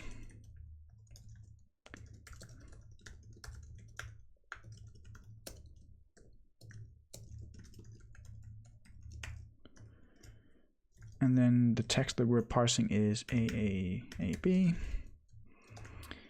and then I want, what do I want? I want a, let's say we just get a vec for now, an A, 3 A's, and the remaining should be 1B. Does that make sense? So the idea here is that we will keep applying this parser until it hits an error, or rather until this parser succeeds, and then we'll sort of gather those results up into a vec and return it. So we need an until method. Until self other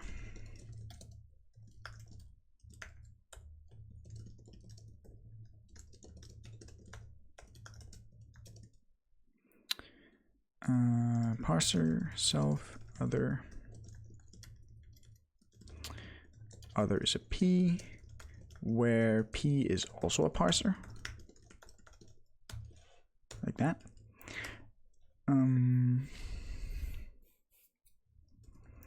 And our trait is called parse. Until is not defined.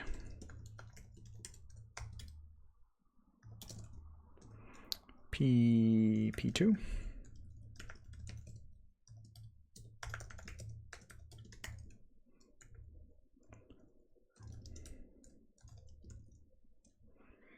I'm not sure what the proper naming for these fields would be, but this works. So now we need to implement parse for this guy.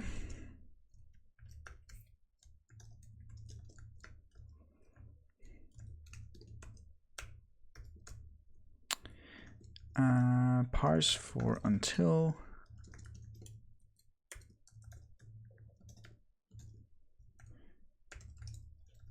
And both things need to be parsers. And what it returns is a vector of p output. So a vector of characters in this case. Of whatever the parser on the left-hand side returns, that's what you're going to get a vector of. And the key, yeah, I was like, you could imagine an API where until took a character here. Like this could theoretically work as well, but it would be strictly less powerful than this guy. In this one, we could say like parse the character A until you hit a number, which is really cool, right?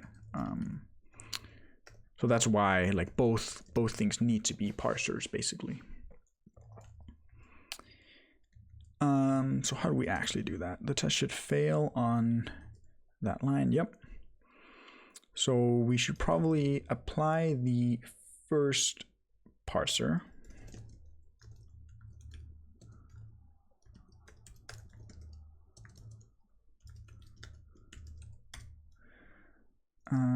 Parser.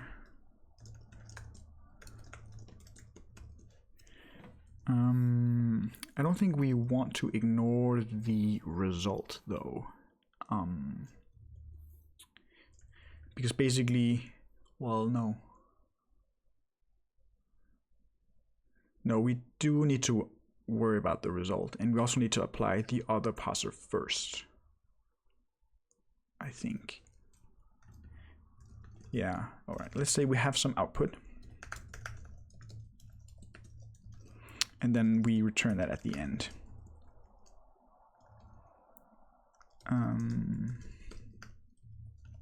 We need to like return that output and some remaining thing, which we don't have yet.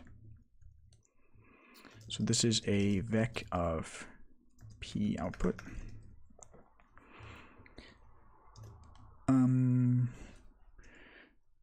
So we can say self other, let's call it until parser.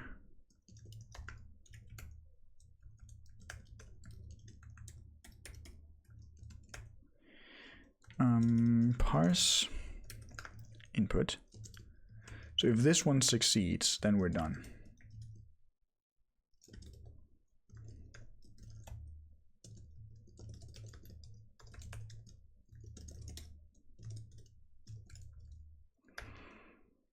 So that returns what it matched, like what it parsed, and the remaining input. But we don't really care about the remaining input because we still we want to keep the B here. So all we care about is the fact that the parser succeeds. We don't actually care about sort of consuming that part of the input. So in this case, we want to return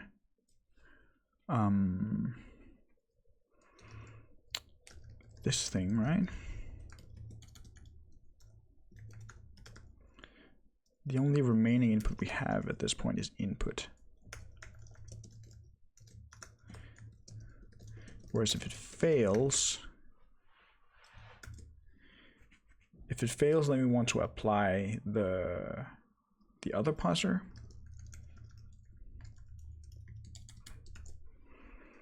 And say output push parsed, like that. And if this one fails, that error we do want to keep. Because if we're like parsing a 1 until we hit a B, that should fail on, although should it return an empty vector?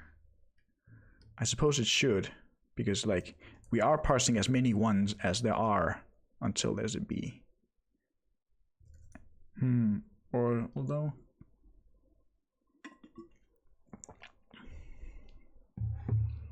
I'm not quite sure what would be the most useful. For now, let's say that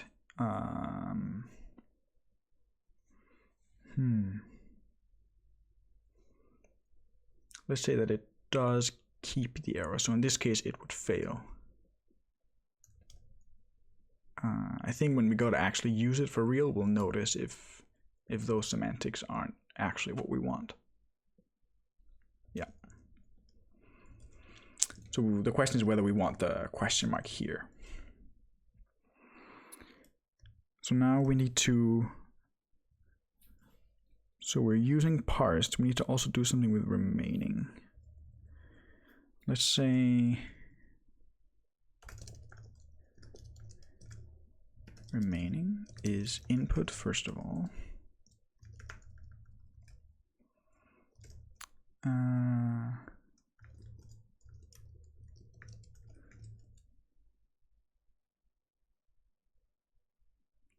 Main is never read.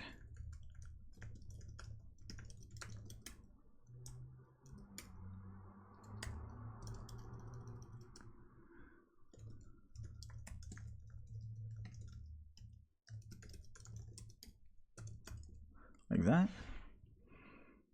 And then what I imagine is that we can go into some sort of a loop.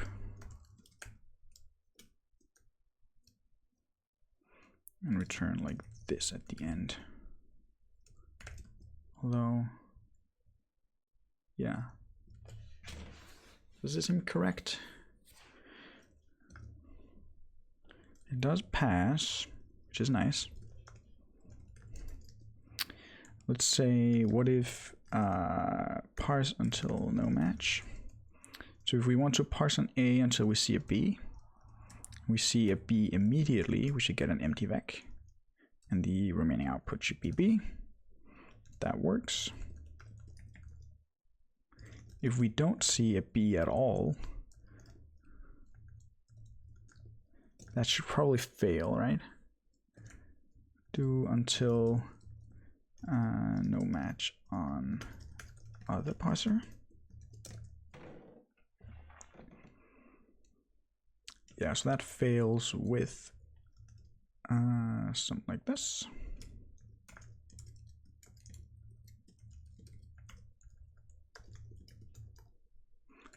Oops.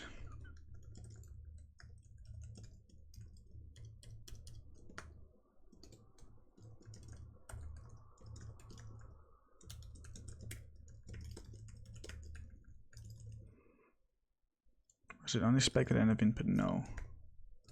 It was some message thing.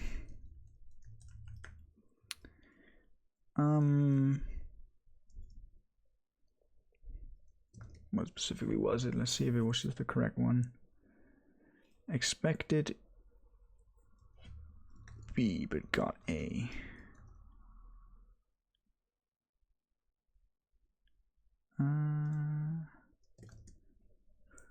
Expected A, got 1.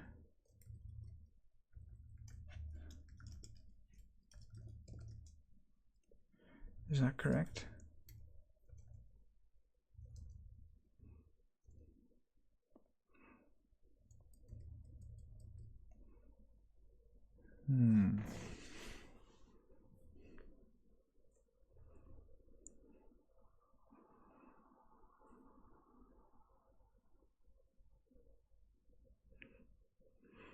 The reason that I'm thinking that it might not be sort of exactly what we want is that if there was a B here, then it would work. It would just return nothing.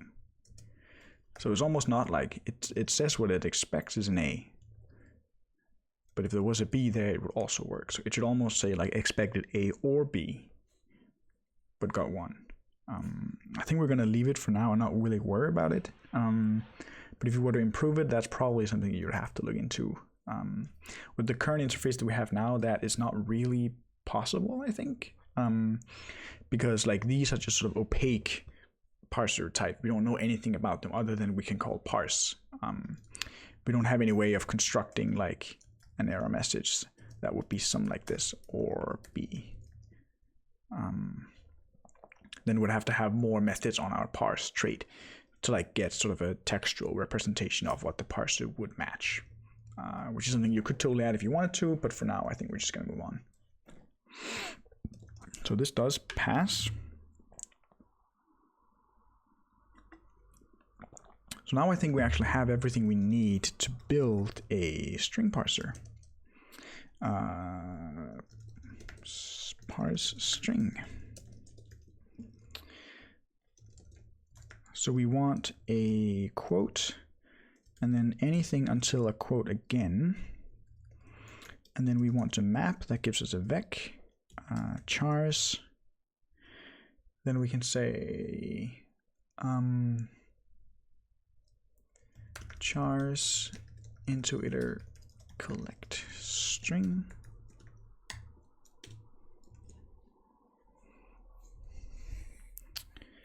And this should give us, so if we parse end AAB, then we should get the string with the quotes AAB, and the remaining input should be nothing, I believe. And we get nothing out.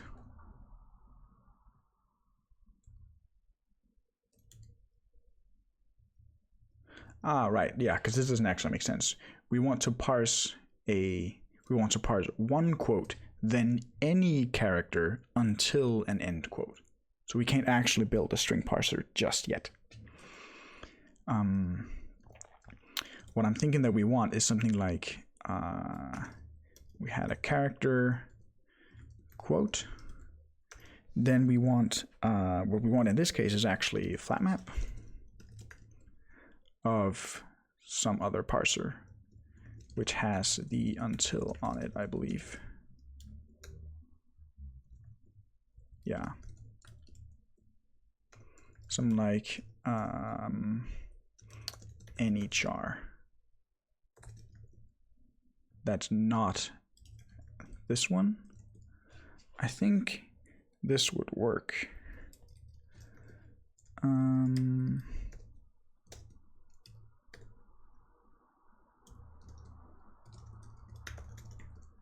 Something like that. So flat map would give us the quote character up here.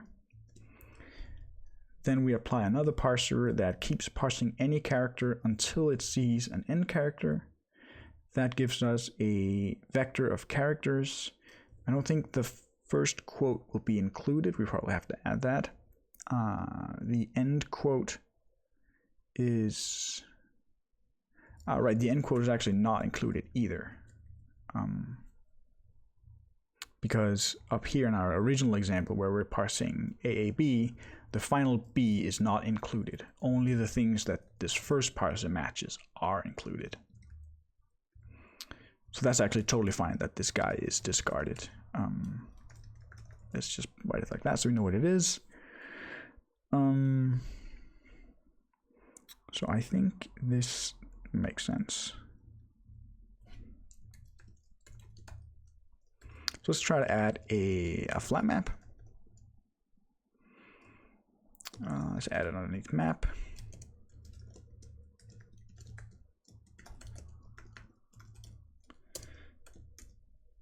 And it takes some function that generates a new parser, returns a flat map, self f.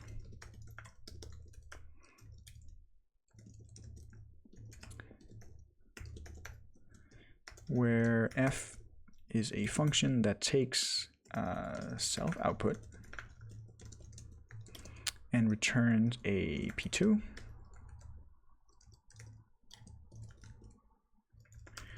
where p2 is also implements parse.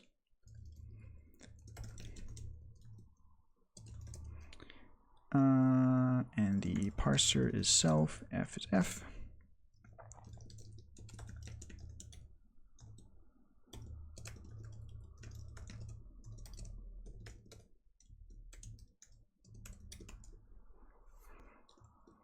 And then we want to implement parse for flat map.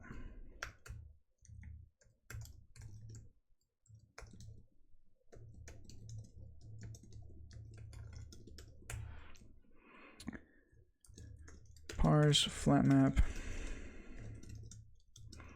pf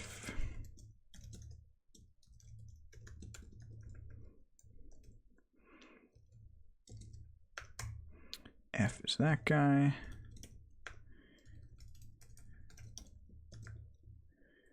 Need a p2 as well.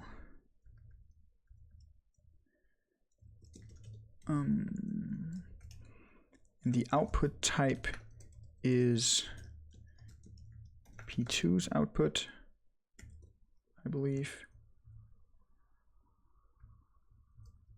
What is it complaining about? Are those errors added by the syntactic plugin integration with Rust Vim? I was hesitant to add another plugin, but the output looks pretty useful. So the output is added by Vim LSP.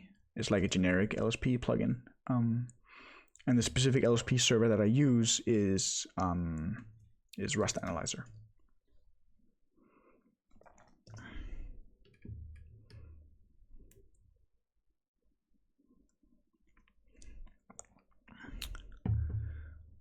What the hell?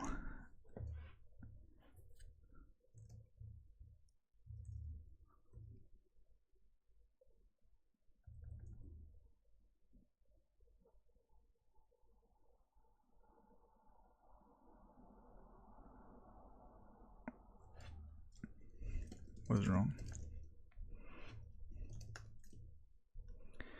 Overflow evaluating the requirement. Required because of the requirement on the impl for parse.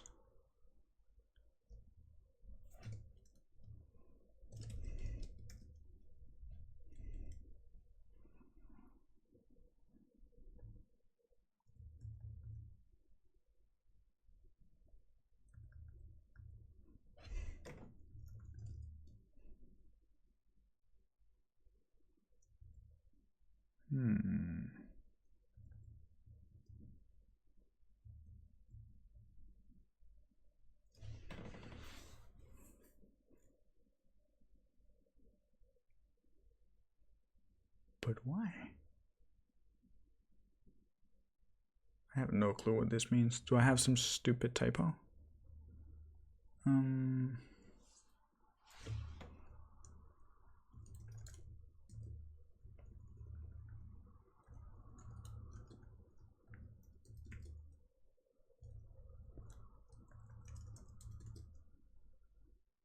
That works.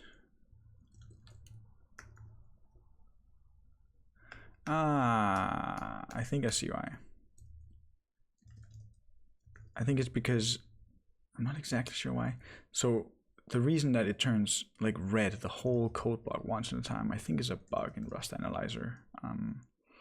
It likes to highlight. So you can see if I mouse over this P, it highlights the P here and the P here. So it highlights like where is that P used. But there's a bug in that. So if you move up and down enough, sometimes like the whole block turns red, like there, which is sort of weird. That's a bit annoying. I should turn it off. I think the reason it's like giving up is because we're writing self output here. So it takes this self output thing, which is a P2, which then has to be returned again here. So it's probably recursive in some way. I believe it has to say P output there. Yeah. So let's just try to call some of the parse functions and see what we get out. So if we say self parser parse input,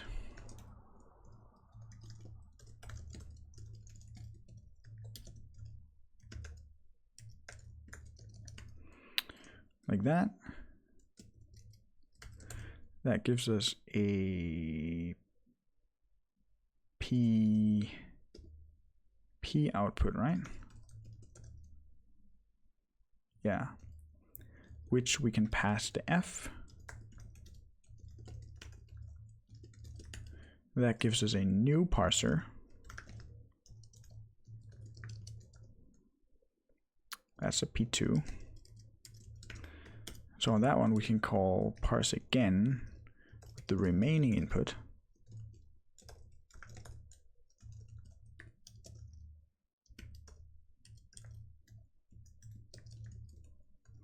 I think. Wait, no.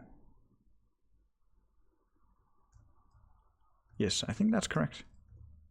Is that all? That was extremely easy if that was all.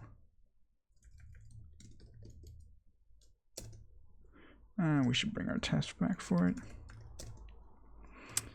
We don't have any char yet. How could we test it?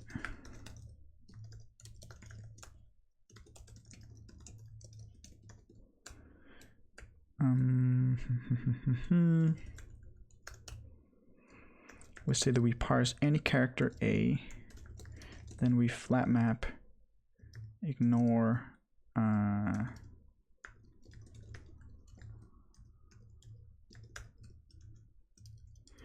that C should be an A, and then we want to parse a character B,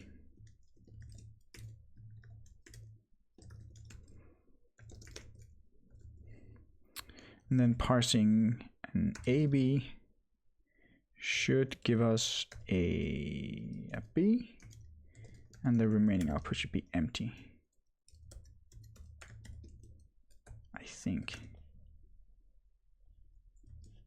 Yeah. All right. I really enjoy your content on Rust. What does a tick A mean? All right. Tick A is a lifetime annotation.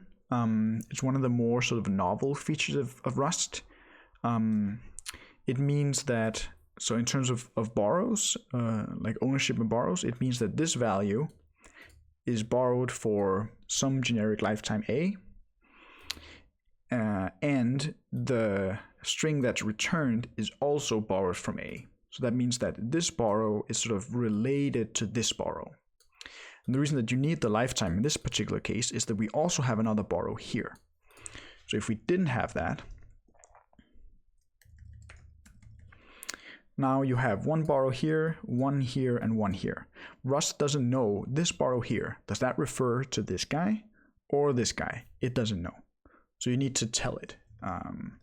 So the tick A in this case is just a way to sort of disambiguate it and say that this string is not borrowed from self. It's borrowed from input. Does that make sense? If you're new to sort of Rust and lifetimes and ownership in general, I recommend you check out the Rust programming language book, like the official book about Rust. It's online, free to read. And there's also John Genset, another Rust live streaming YouTuber, did a stream a couple of weeks ago about lifetime annotations. So all these things specifically, which is a really good stream where he goes into a lot of detail about what that means. I don't know if someone can find the link and put it in chat, but that's really good. In other words, stir output will live as long as the output. Yeah. So this thing is sort of tied to the lifetime of this one. So the output cannot outlive this guy.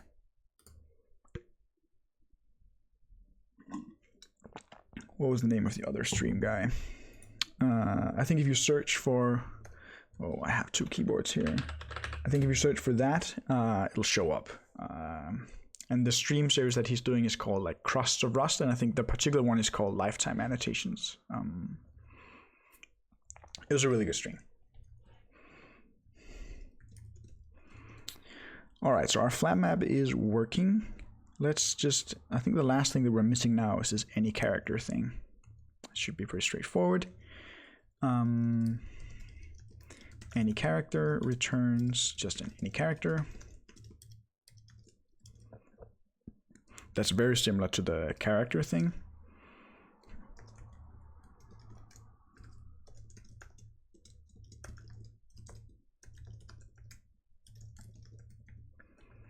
Except it doesn't actually do any comparison. Like that. Let's just be good citizens and have a test for it.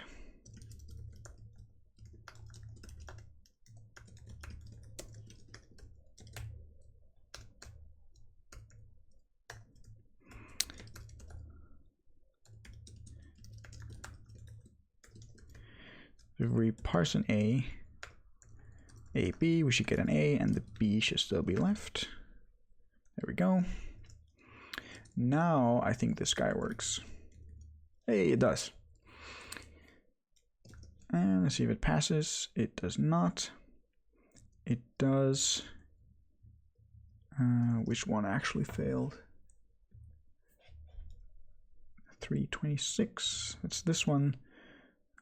It doesn't actually parse the remaining quote. That does make sense. Sweet. All right, so the key here is that we're sort of, with the iterator pattern, or whatever you want to call it, of having a trait with decorator methods, we're basically able to build sort of small focused parsers that do one thing, and then compose them together with other parsers to build more complex parsers, if you will.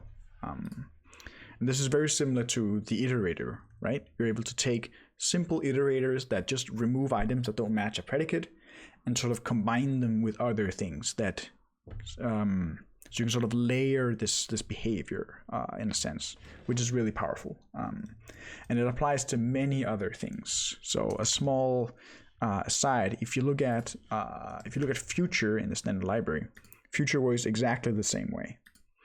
So I don't actually think there's many traits here. If we look at docs.rs, if we look at the futures library, they have a trait called futurext. So this is basically similar decorators that we've seen today, but with the future library. So it has a map. It looks very similar to the kinds of map functions that we've written. It returns a map, and map implements future when whatever thing inside of it implements future as well. So you see this kind of pattern all over in Rust.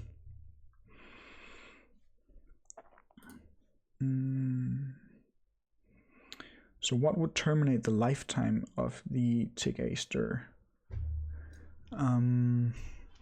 It's not really like in terms of termination, if you will. It just means that if you were to, like, in terms of like memory, right? If you were to free input, so like drop it, deallocate the memory, then whatever this output is would not be valid anymore. It basically means that they are tied together. So this one lives at least, at most as long as this guy, right? It can't outlive input. You can imagine that if you have a huge string and you basically take a pointer to the last half of the string, when the whole string itself goes away, the pointer to the remaining half has to go away because it's invalid. It's pointing into a memory that has been freed, basically.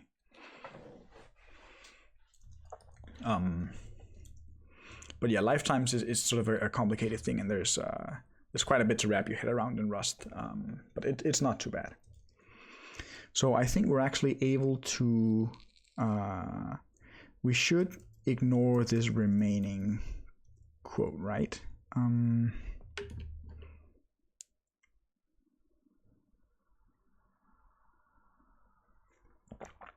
I think what we could do is have an iterator call, or a decorator called zip left.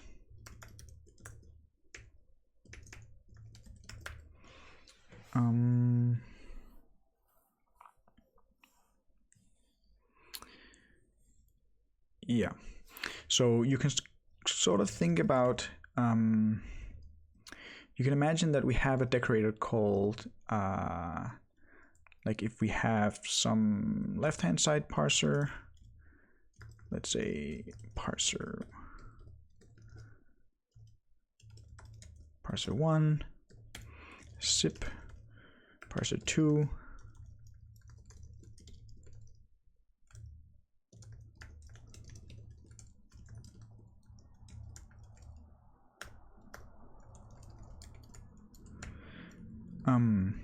so in this case, zip would basically give you like the parser 1 output, parser 2 output. So it'll run, whoops, sorry about that. It'll run the parser on the left-hand side first, then the parser on the right-hand side, and then give you a tuple of both results. So in this case, if we have a parser like zip left or a combinator like zip left, it does the exact same thing. It runs both parsers, but it only gives you the output on the left. And we could also imagine having a zip right, which does the same thing, but only gives you the output on the right. So this means that you're able to like run one parser, run another parser, discard the output of the second one, and just keep the input of the first one, or the output of the first one. You could also, like, you can implement zip left and right as just a zip and a map. That might be easier to do, but in this case, I think we should just add dedicated zip left and right operators. Let's do that. They're not terribly complicated. Zip left, self, and some other. It returns a zip left.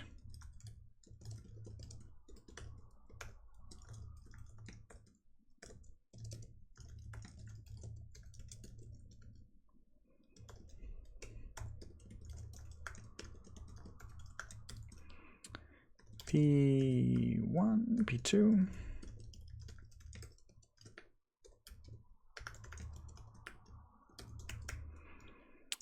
Go ahead and implement parser for it.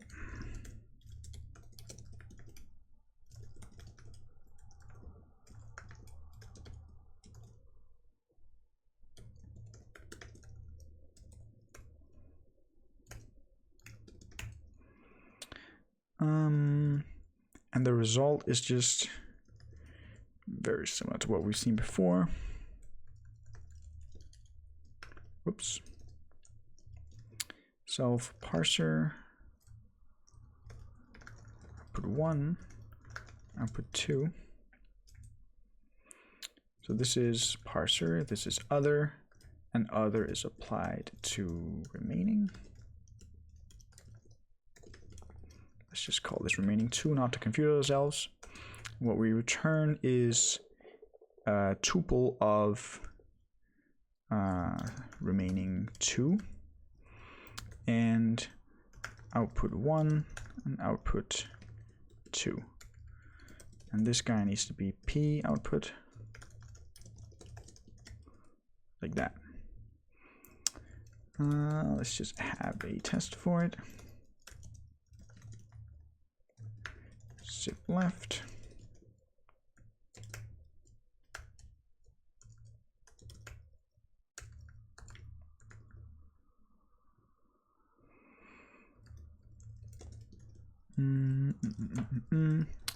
So we'll parse a character, then we'll zip left with an A.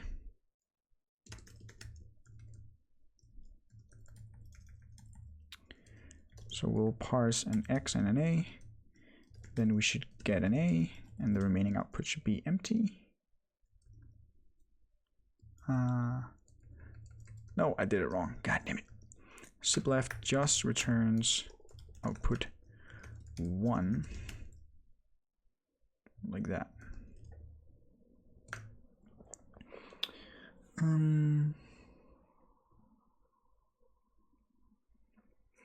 Yeah, in terms of lifetimes, it's the kind of thing that I didn't understand them in the beginning either, but I find that once you sort of, the more you work around them and the more you sort of type them almost, and the more sort of you struggle through actually using them, somehow like slowly in the back of your brain, it just slowly starts making sense. And then when you hear other people talk about it, like when you hear John talk about it, you're like, oh yeah, that reminds me of something that I've hit before. And that makes sense because of this other thing that I also saw.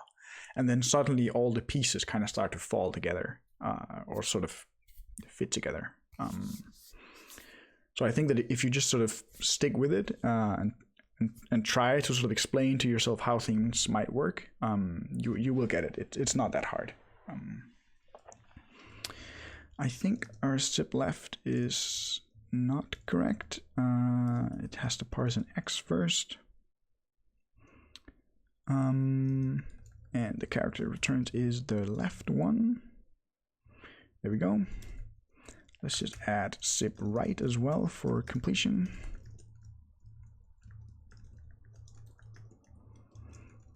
Then we should get the A.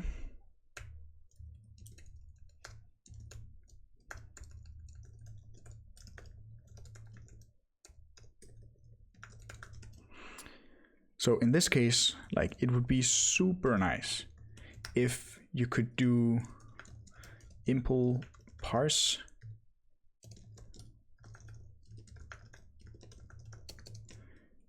p output. It would be so nice if you could do this here, because then you could just say, then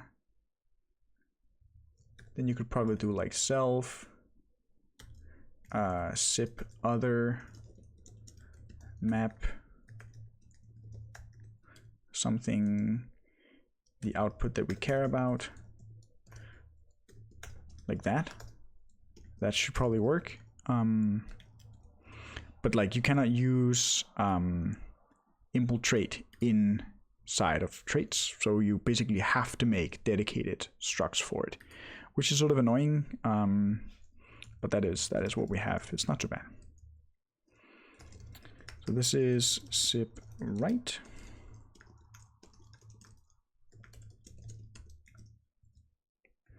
And we just have to define sip right. It's basically identical to sip left, except it returns p2.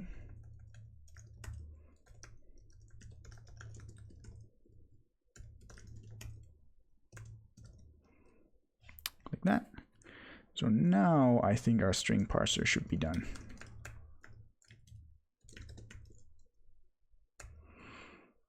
And it should ignore the final character. There we go. So now we're able to parse a string. Very nice.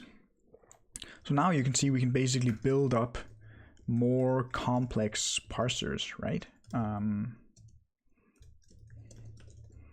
Now we could even say, like, we can parse first a string,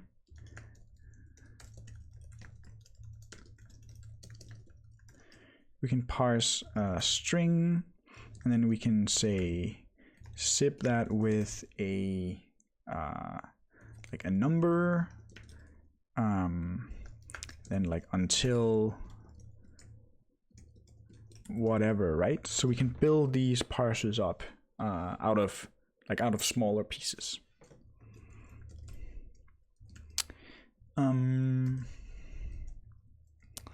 Cool. So now we're able to parse numbers and strings. I think it would actually be nice to parse, start parsing some actual JSON. So let's first just make a JSON data type that we can actually parse into. Let's say we have an enum JSON. So JSON is either number. For now, it's just going to be an I32. We're not going to worry about floating point numbers. It can also be a string. It can also be, so these ones we already have parsers for.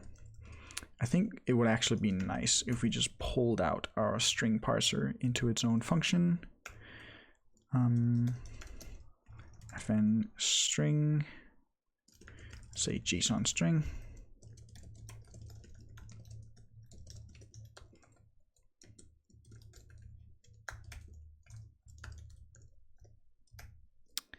That is this guy, and the output is a string, like that.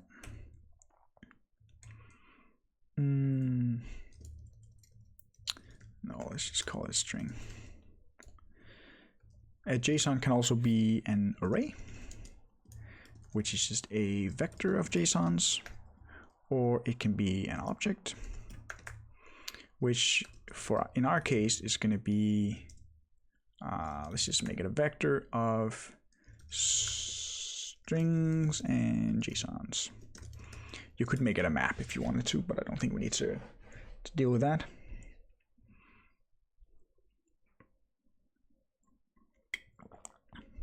It can also be a null.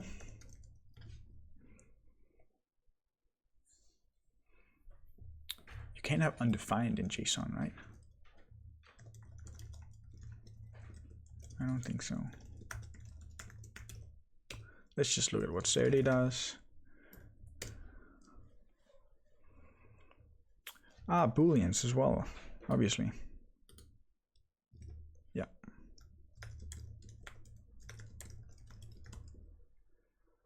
Nice. So we don't have a Boolean parser. Let's build that up.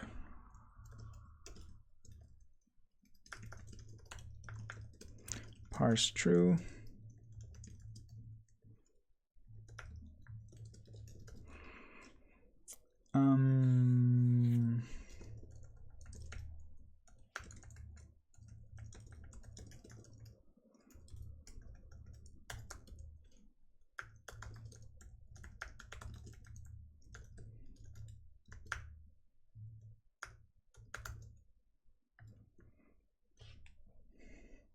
Doesn't it need to be a map, because using a vec means you can have two entries with the same key? You can technically have that in JSON already. Like if you just do, this is still a valid JSON, right? Yeah, let's just make it a hash map.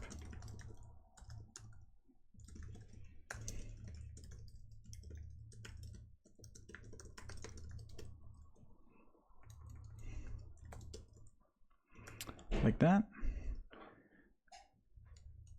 So a Boolean parser could basically be, if you wanted to make a really silly one, we could make it first a T, then an R, then a U, then an E. And then we can say zip right.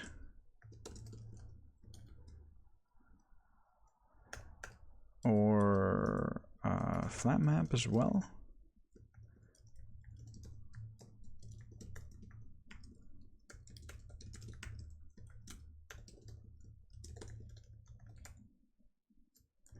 RUE.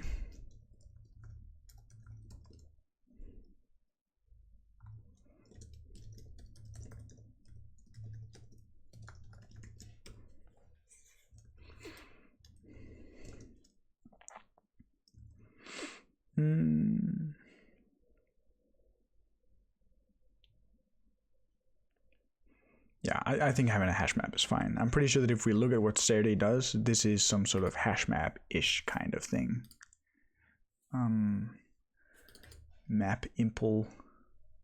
Yeah, so it's either a B-tree map or an index map, which I'm not exactly sure what that is. It's probably some map that preserves the order. It's from index map. Index map.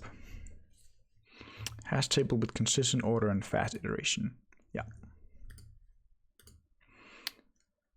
But in the case that they use a B-tree map, then you wouldn't get the same key twice. You probably wouldn't in this case either.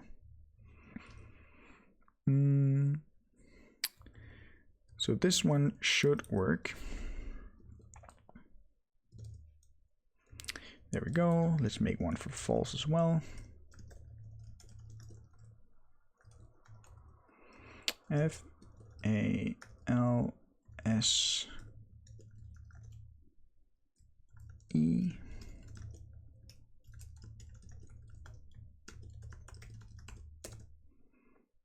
Like that. Let's just pull them out into functions like we did with string.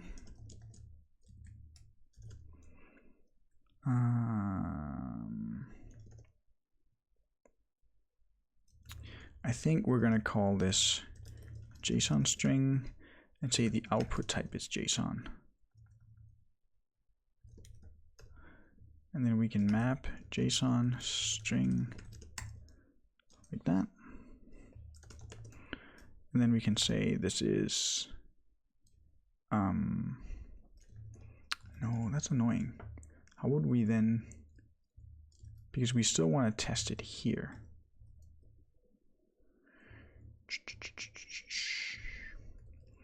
Let's just do this. So this parser is JSON string, and this value needs to be JSON string.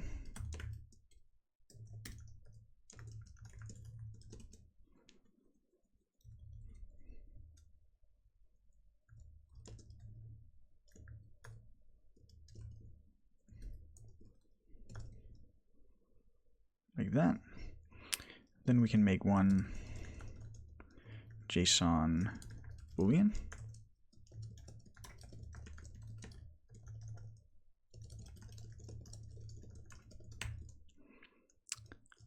Input parse. So we have sort of a problem here. We need a new kind of combinator, because what we want to parse a Boolean is we want to parse either true or false. And then we want to basically know which one worked. So we need a way to sort of try to apply a parser, but if it fails, that's fine. Then we want to get like an option output thing back. So basically a parser that can't fail. So let's add that. Considering if it should be a parser or its own thing. I believe try is a keyword in Rust. Yeah, it is.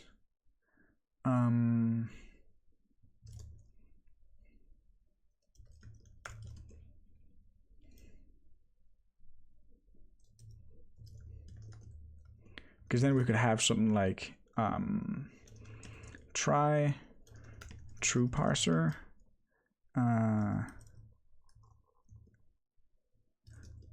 No, we can have dot or false parser.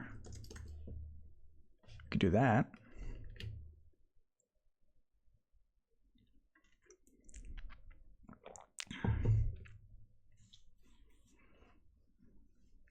And then that can return either the output of the one on the left or the output of the one on the right.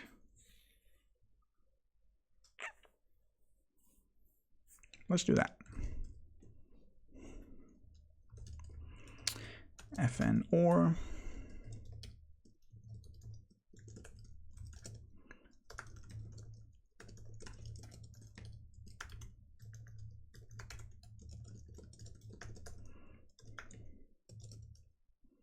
parser other.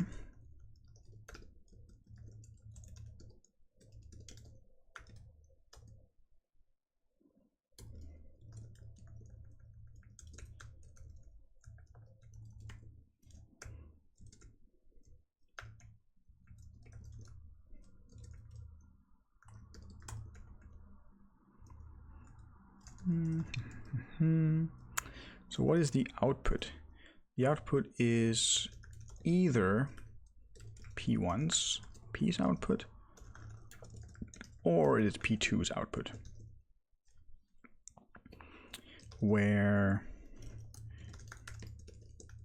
either is either A or B.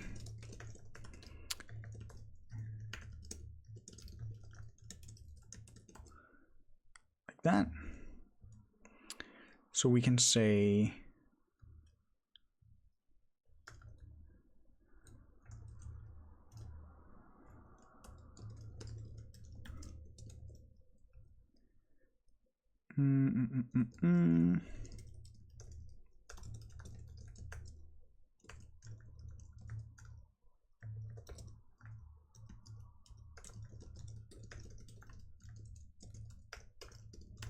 so run the first one. If it works, then just return either A of, then return OK of either A, parsed, and remaining. Whereas if it fails, then the other one has to succeed.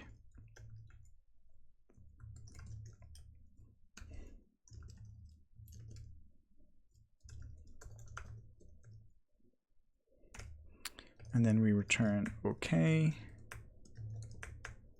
either B, parsed, remaining.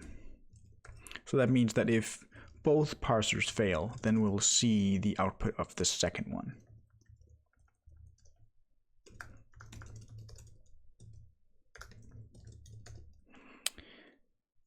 So that means that we want to make a parser that parses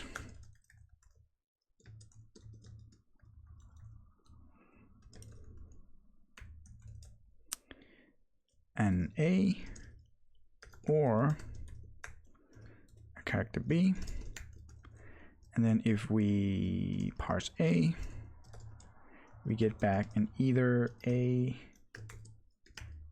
and no remaining output.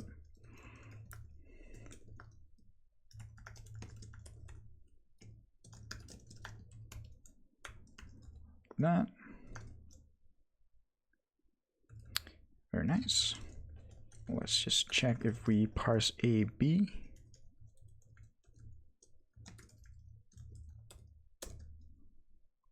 Nice. So now we should be able to parse a Boolean actually.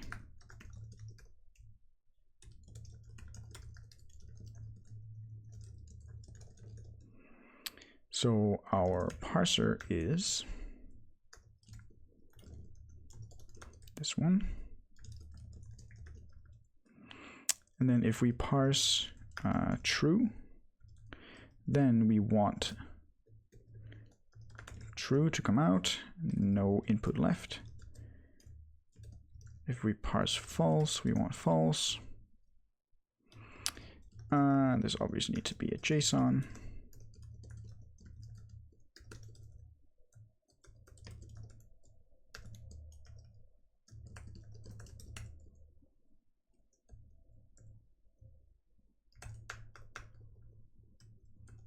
I think,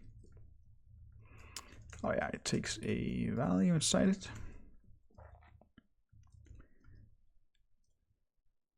Nice. So this one is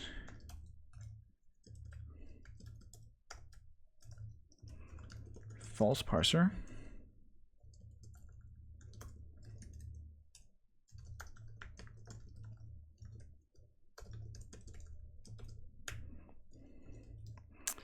It is a true parser or false.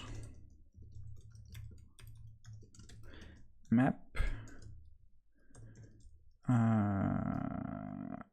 Let's call it either.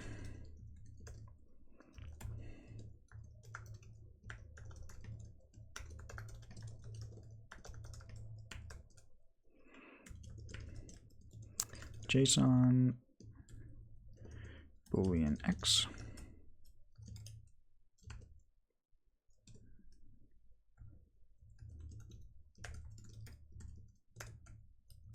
That. Hey, look at that, it works. So we can now successfully parse strings and booleans. We need numbers. Are you using Rust Analyzer? Yes.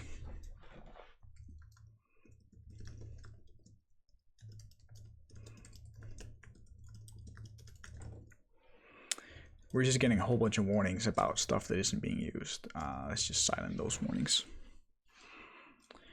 Cool. Let's do numbers as well. That one's pretty straightforward.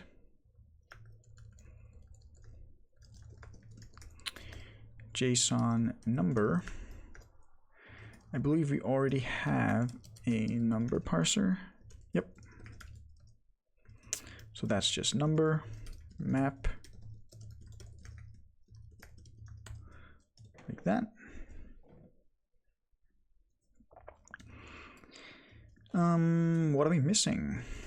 We're missing arrays and objects.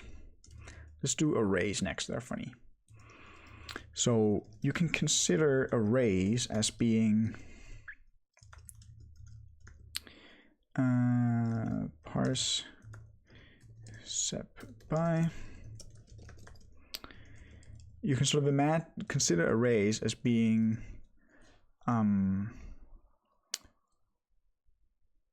angle brackets first, and then it's a bunch of things in the middle that are separated by commas.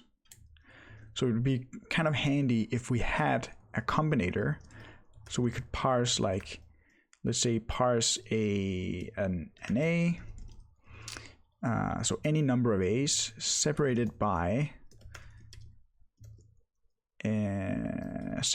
commas. So this would parse like A, comma A, comma A, or it would also parse exactly one A, like that. which I think would be kind of nice. So this would be like, we can imagine that we have some like top level JSON parser, JSON separated by perhaps a comma, and then like maybe some white space.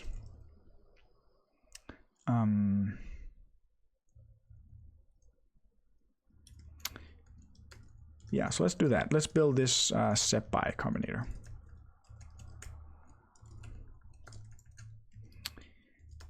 So let's say that we want to parse the example that we had from before. We want to parse an A separated by commas, 4 A's,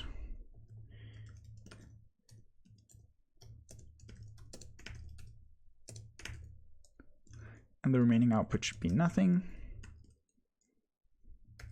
like that.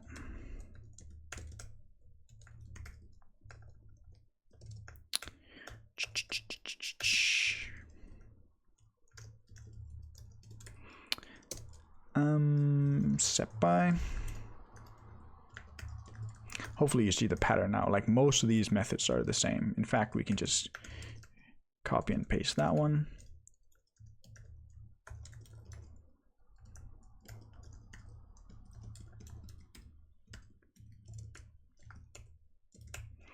And we need a set by thing.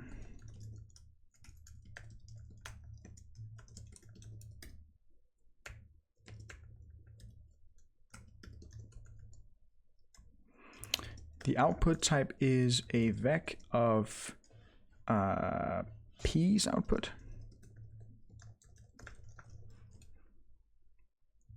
Because we're basically discarding the separators in between.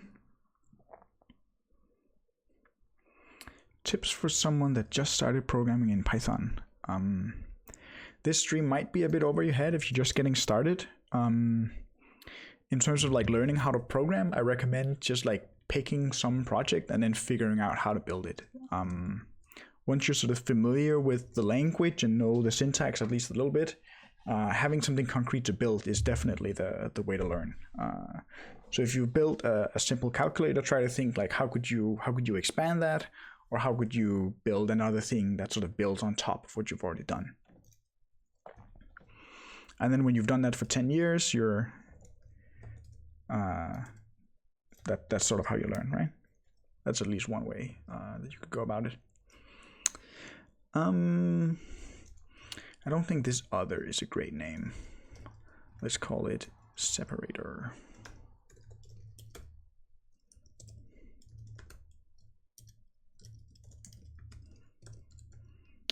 Like that, or just sep.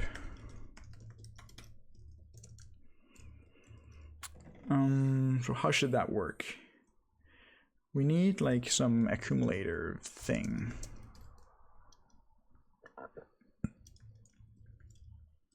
And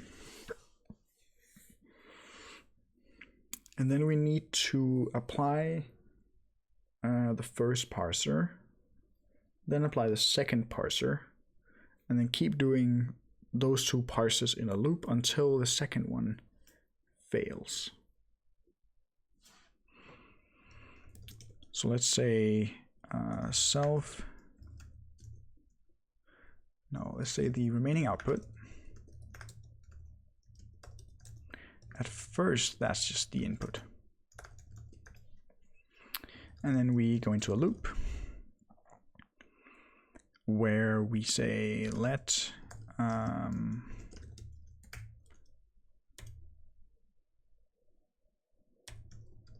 like that. So we apply the first parser, and we do want to keep the failure.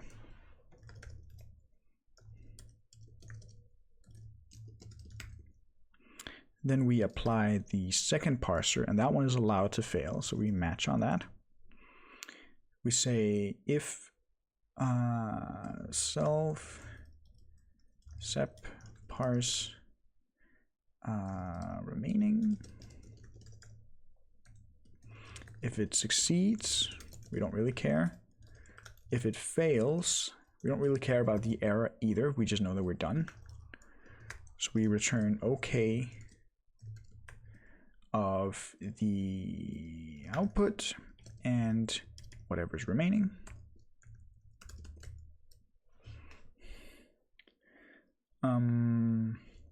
So up here we need to say output push parsed.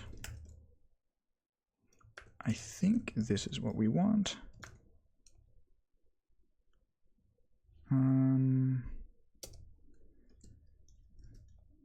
579.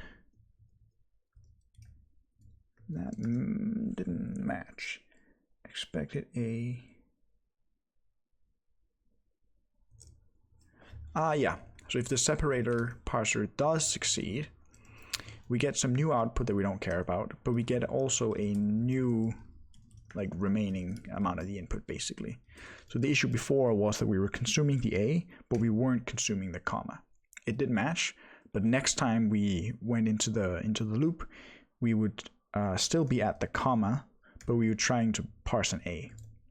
So we need to basically do this again. And there we go, that works. Cool. So now we can sort of try to parse an array-like thing. So we can say parse array of numbers. That would be a opening bracket, then a zip right of a number separated by commas, and then zip left of a closing bracket.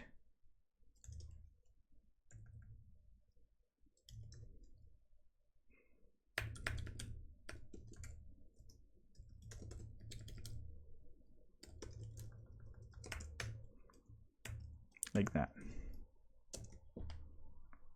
Sweet, that works. So now we can parse sort of array-like things. Let's say, what if we wanted to support white space in the middle here?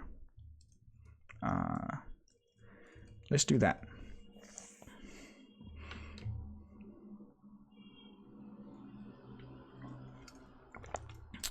Let's pull this separator parser out into its own function, or into its own variable rather. What was that? That was character, comma. That can basically be comma or white space character, a space. I think it still works. Nope. All right, so it's a comma followed by maybe a space. So if you were to do something like this, that should still work. And if you had multiple spaces, it should technically work as well. All right. What if we were able to say something like this? Were we able to say there definitely needs to be a comma, and then we have zip right, whatever, it doesn't really matter. We have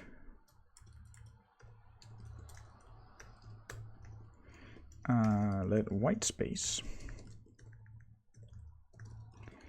is either a character or it's a new line. And then let's say that we have, so a separator is a comma followed by white space many times. Like that. So many will basically apply the parser many times and give you a vector of all the results. So basically apply the parser until it fails. And let's also put a new line in there just for fun.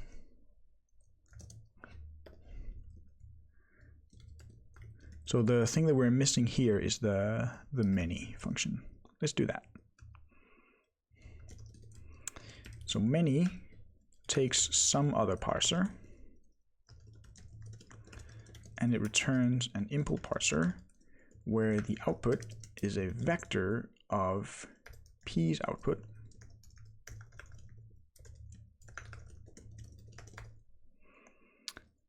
many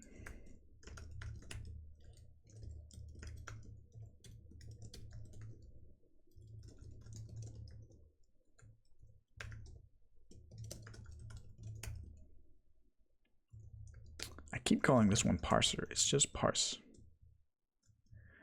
And we need to say where p is parse.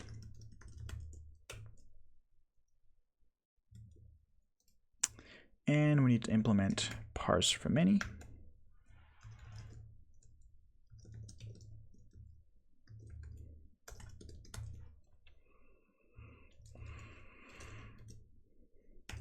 Many takes just one p.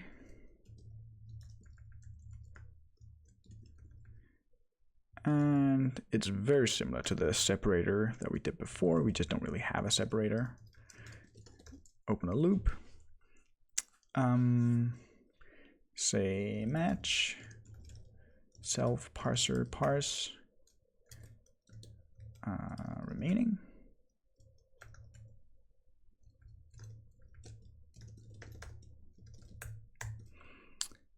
Parsed.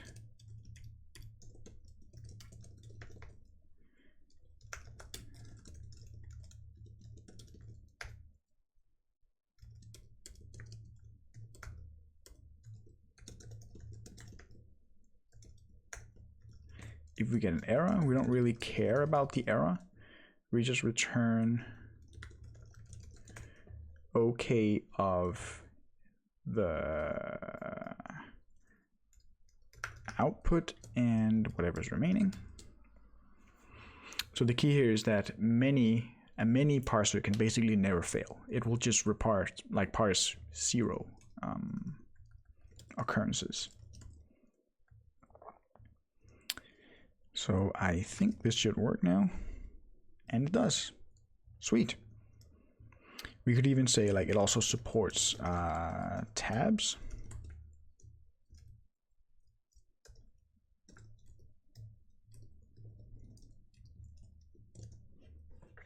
And it still works. Very nice. Let's pull that into its own function. Although we can't really do that yet because we need to basically, like this is the thing that we're actually parsing. So we need to make sort of a top level JSON parsing function, like a top level JSON parser. We can do that. Fn JSON.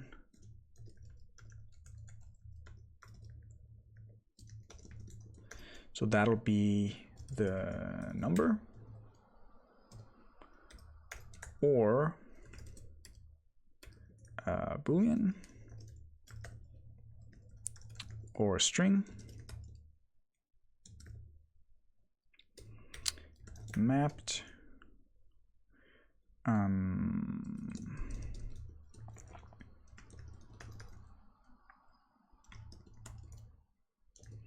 so I think if we ask it what type X has, it's sort of a wonky type. So it's an either thing. And the reason it is that is because we're calling or multiple times. It's not the prettiest of things, but it is, we're able to work with it. So this is either a JSON, or a B, and an X there, I think. Yeah. So unfortunately, this is going to become a bit more annoying once we start adding more ors. You could probably work your way around it. I'm not quite sure how you would do that, but it's a bit wonky. The reason is that every time we add another or, we get another either set, basically.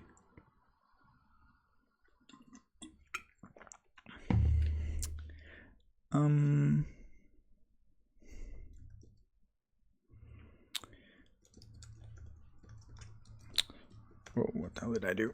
So now we should be able to parse JSON array.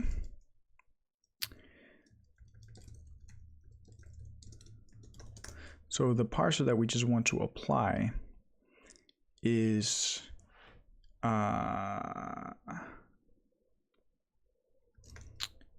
JSON. I think we have a problem. What if we were to do something like this?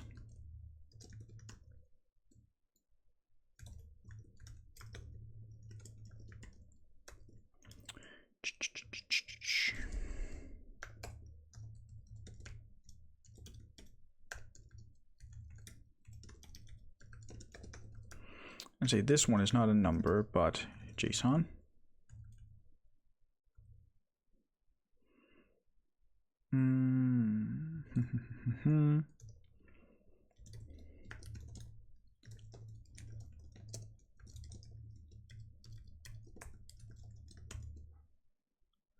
Now we need another one up here. This can also be a JSON array,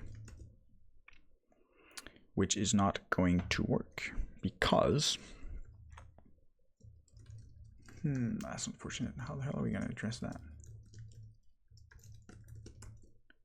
So the problem is that this guy it's a recursive function. So JSON calls JSON array, which calls JSON again here. So what Rust does when it sees an impl trait thing like this, it basically tries to expand that and insert the type that it actually is. So in the case that we look at the JSON array thing, let's just bring it back to what it was before.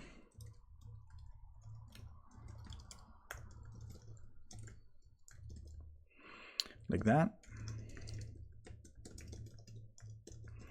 If we ask Rust what type our JSON parser actually has, you can see it has this type. Map, zip left, zip right, char parser, set by, whatever. So that is like this type is actually the one that gets inserted here in the compile code. But since this type, since it calls JSON, it includes this type, which calls JSON array, which has this, so it has this type. So like they have each other in their own types. So they are, like the types would basically be infinitely long.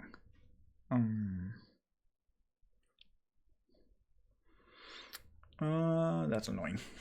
I suppose we have to box it.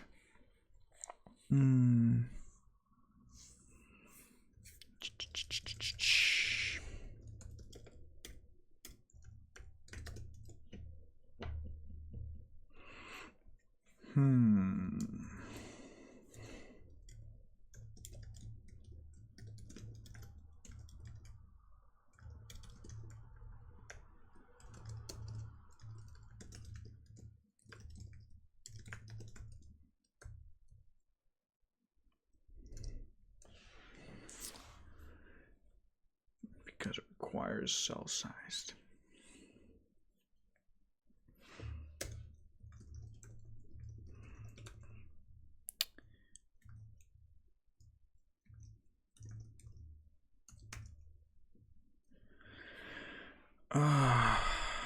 Can you add cell size as a bound on all of them?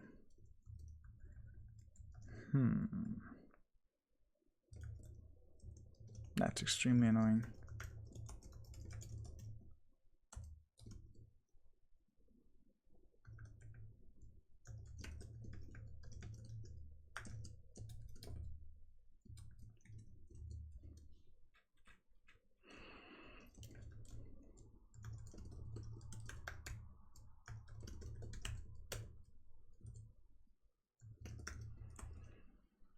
It does compile now. Are we able to actually call it?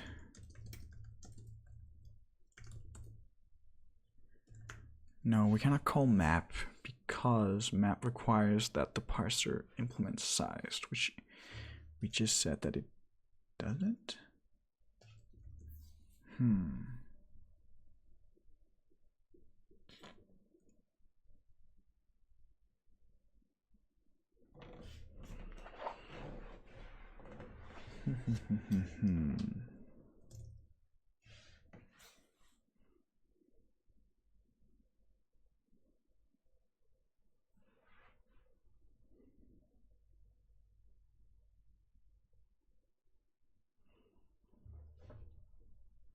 Blocks.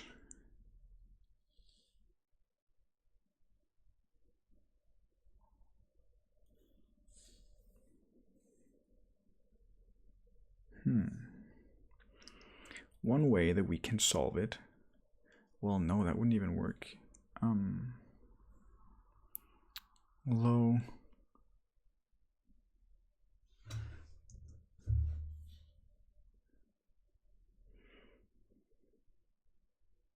I'm curious, would that work? If we had an actual JSON parser struct that we implemented parse on, similar to what we've done with the other combinators.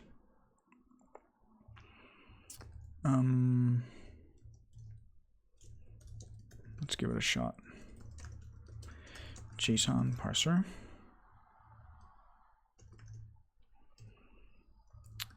We don't need all these anymore.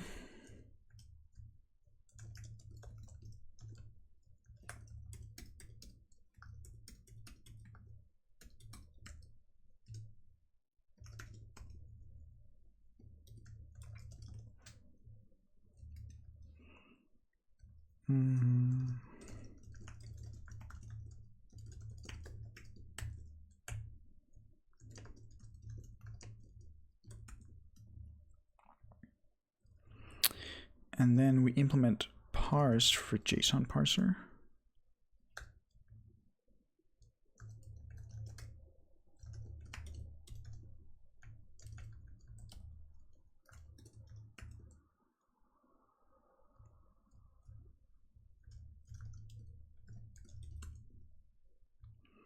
And it basically does all of that.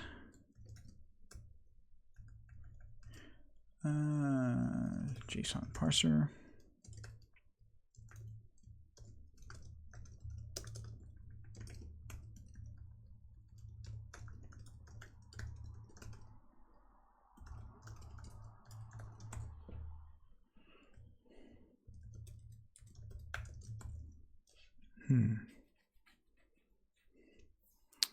What's the use of the to-do macro here?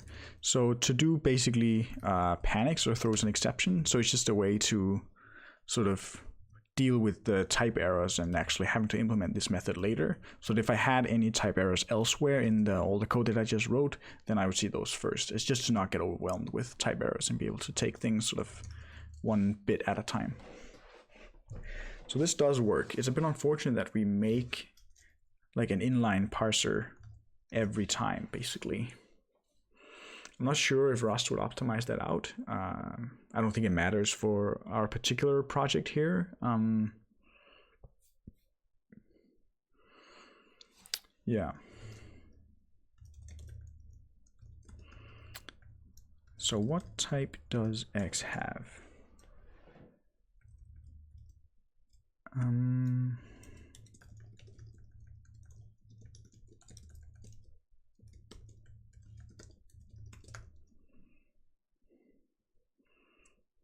This is horrible. I think it can now also be an either here.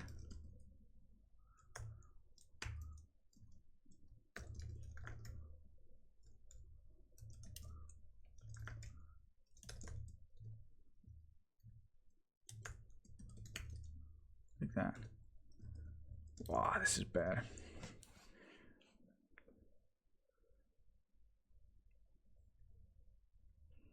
I do think we can make it a bit nicer.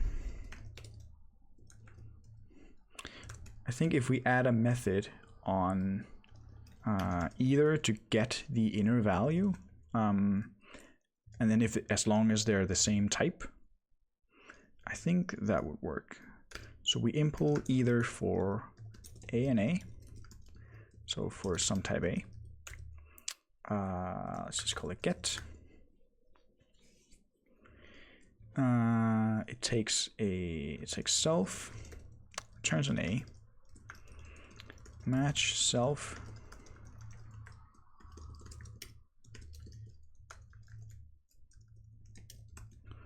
like that. I'm curious now if we're just able to say x.get.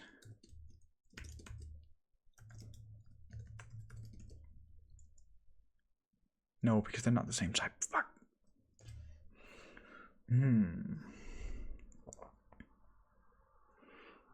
If you're using auto-completion, then it doesn't matter.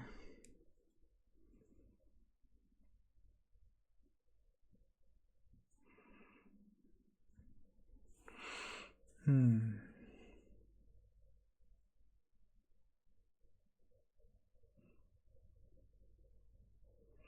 not sure if there's a nice way to get around this. You almost want to be able to say that we can call get as long as like the thing at the very bottom of either the left or the right one are the same type.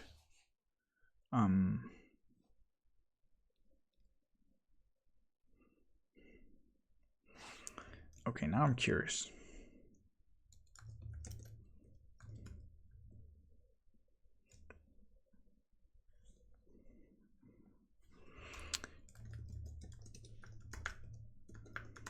I'm wondering if you can make a trait called like either get that has this method. No, because you would probably have to be able to implement that.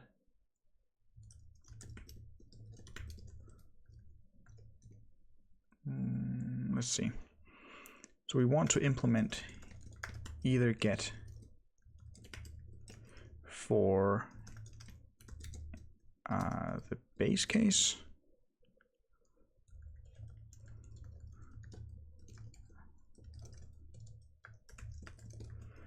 Like that. And we also want to implement it for some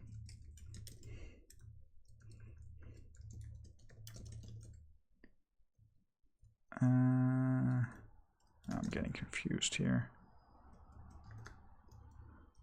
We're able to get a B.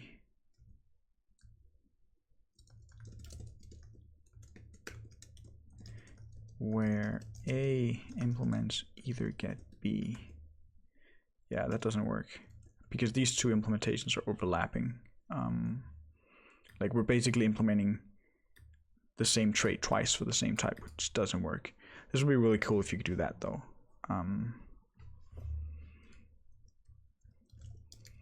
Yeah. I'm not sure if there's a way to get around this. All right.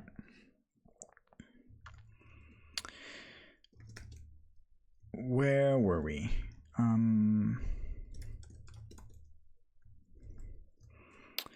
Actually parsing some JSON. Let's say one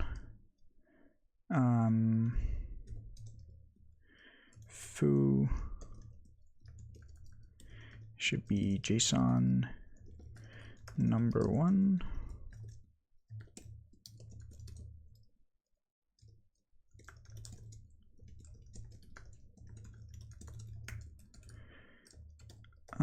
False.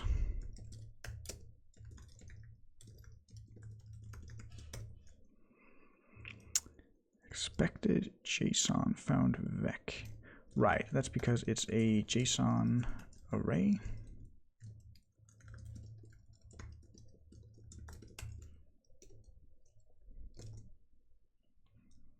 Cool, so our JSON parser actually works. That's quite impressive that it worked first try. Well, I mean, each individual parser that we've built up works, right? So we just gotta combine it. If each little piece works and the combinators also work, then supposedly the whole should work as well. So now we're basically just missing objects. And I think actually we have all the pieces to do it. Yes, if you've written Haskell, this should look very familiar. There's quite a bit more syntax, but the sort of concept behind it is exactly the same. If you're familiar with like functional programming, this iterator pattern is basically how you're able to do functional programming. So you could imagine that you had some trait called like IO that had a type output, and then you had like an eval function that just returned like a result of the output, or like some IO error. And then you could have like a print function that returned some print struct that implemented IO that just printed whatever it got and would never error. And then you could have different combinators on it to do map and flat map and all these kinds of usual things, which is basically how the IO monad or whatever works in Haskell. So yeah, this is basically how you do functional programming. Nice, let's do objects. Parse JSON object.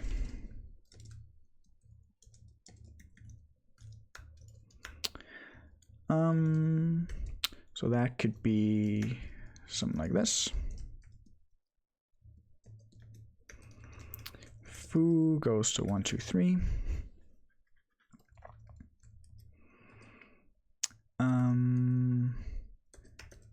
JSON object.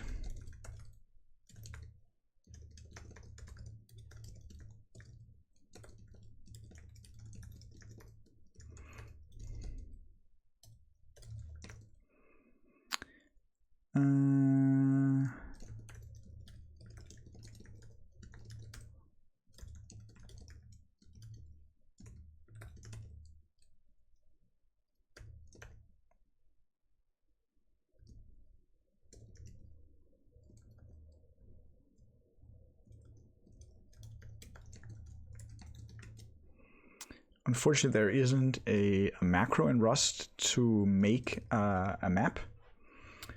So if you're familiar with vec, that's basically a macro that expands to making a vec, like making a new one, then pushing each item,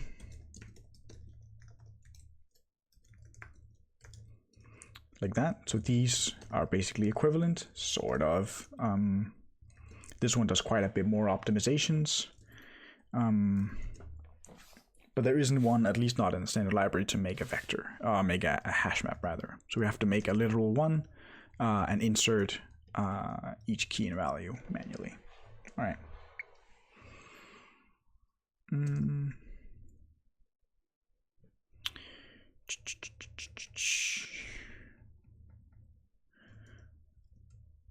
So we need somehow to be able to parse an object. So down here, we need to have a JSON object.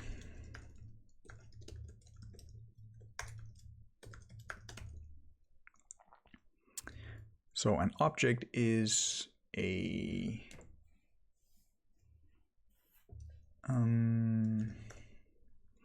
I think first we're going to want to pull our white space out.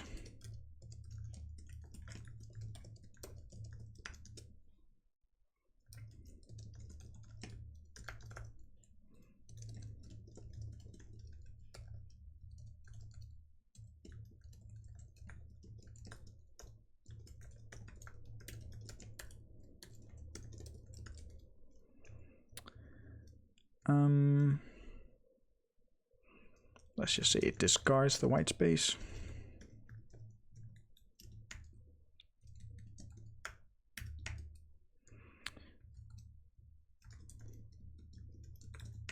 Just like that. So our JSON object is a open curly.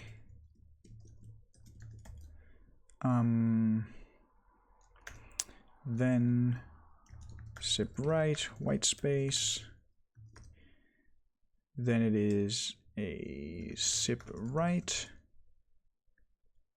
JSON, nah, it's not really a JSON string, it's like just a string, because this one maps it into a JSON type, JSON string. We almost want like this without the JSON type.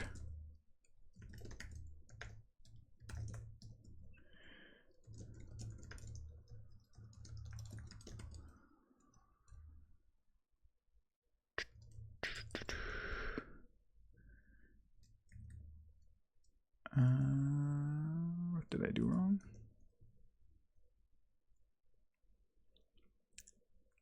No method zip left found for string. Yeah, I was just missing a paren.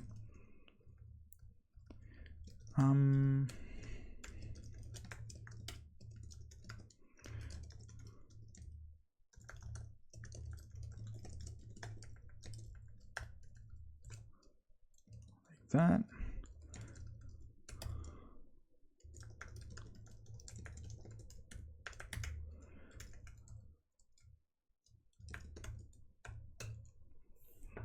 All right, so now we can say that the object is an open curly white space, then a string, then it is some more white space. I think if we do flat map, it'll be easier. That's the key.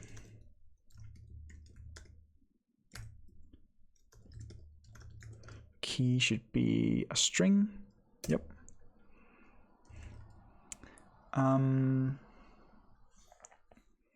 So then it definitely needs to do more white space. Then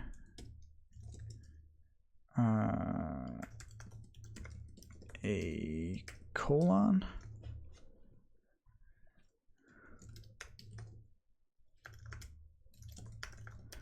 And more white space, then the value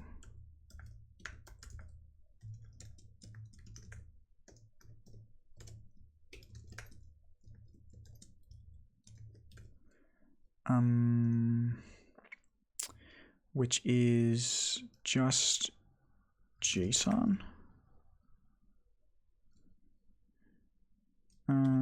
Zip left.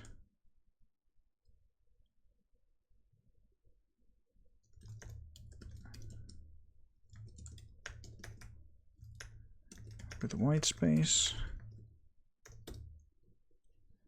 And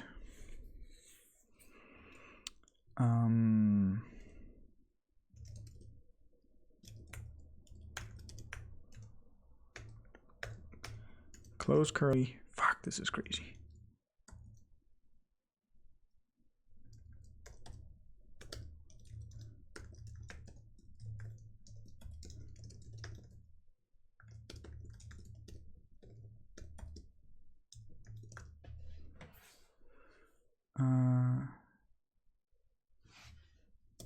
Got a JSON, that's not right. We need to return map value. Wait, no, this doesn't make sense. We need commas and like some separators and stuff like that. Let's break this out a little bit just to try to keep ourselves sane.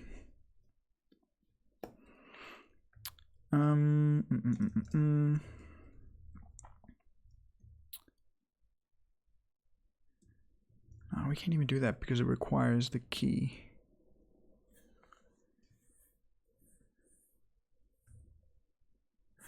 No, it doesn't. Wait, no. We almost have like a pair. Like a pair of a key and a value that disregards that doesn't care about the curlies. Let's do that. So we have a pair that is think it's this guy, or partially that one.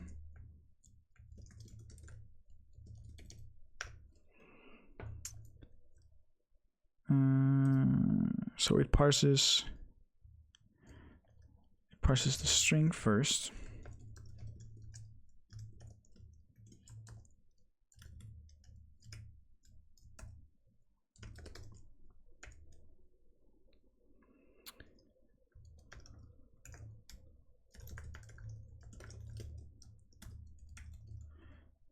Then white space, then a colon, then some more white space. That's the key.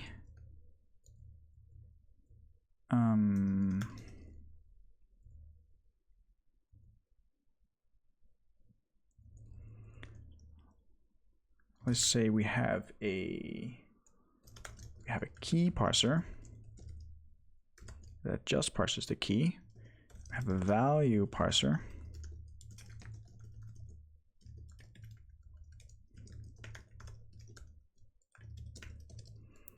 Value parser is actually just JSON.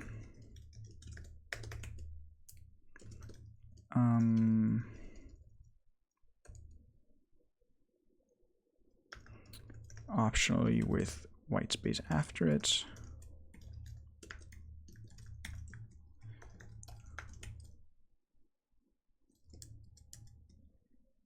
And so that one is the actual pair is key parser flat map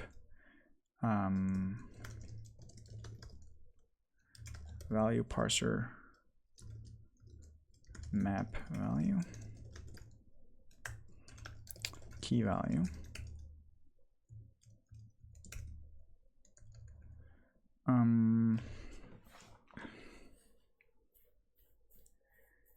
So now we should be able to say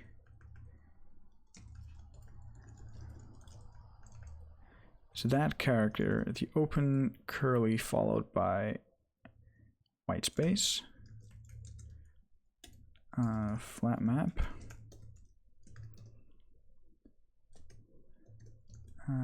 zip right followed by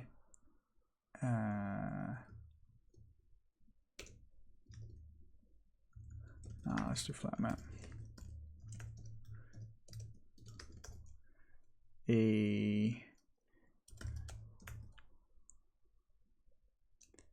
Many pairs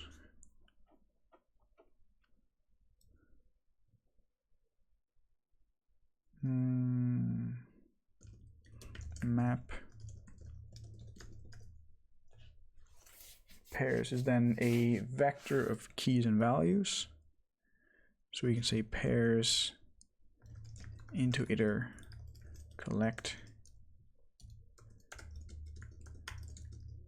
hash map string JSON.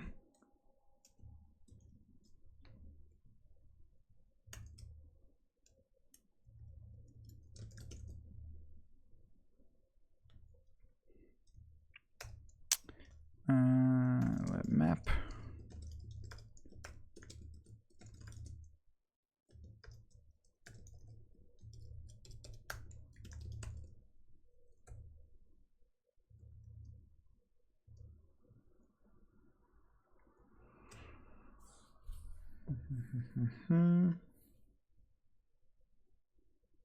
Wait, why is the first one empty?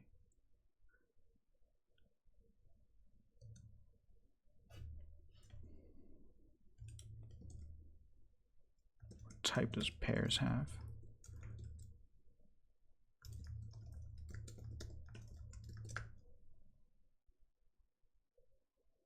Vector of unit and JSON. So the key, this needs to be zip left.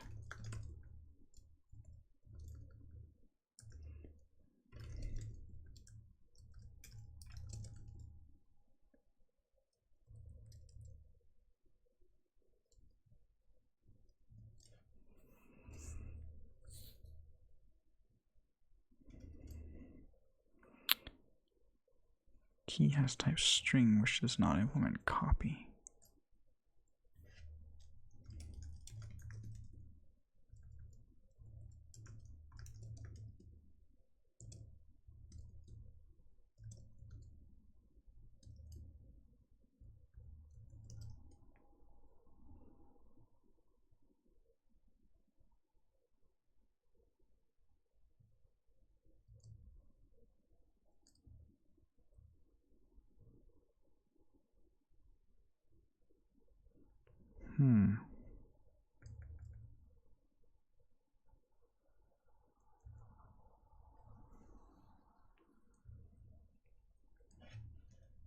It does make sense. We're moving the JSON parser into the closure.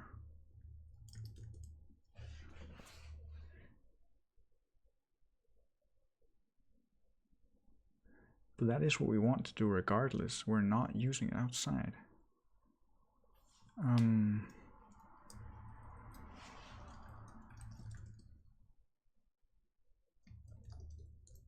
What type does flat map have?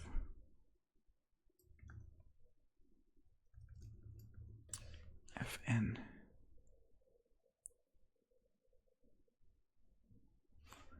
I'm curious if we made this an FN mute, if that would change anything.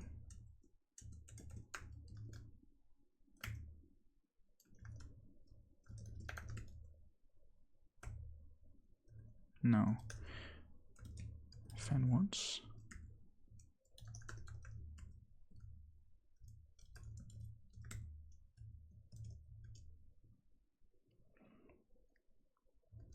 And the same goes for map.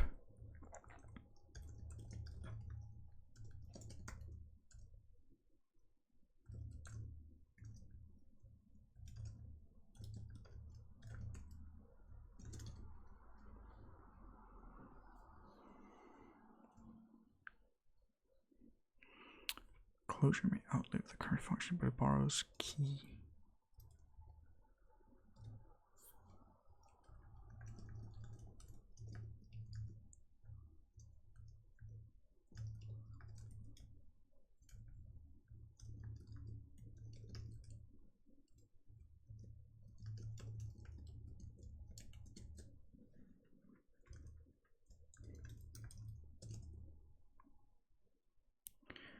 Whew, all right. That was crazy. Sorry, I totally lost track of chat there. I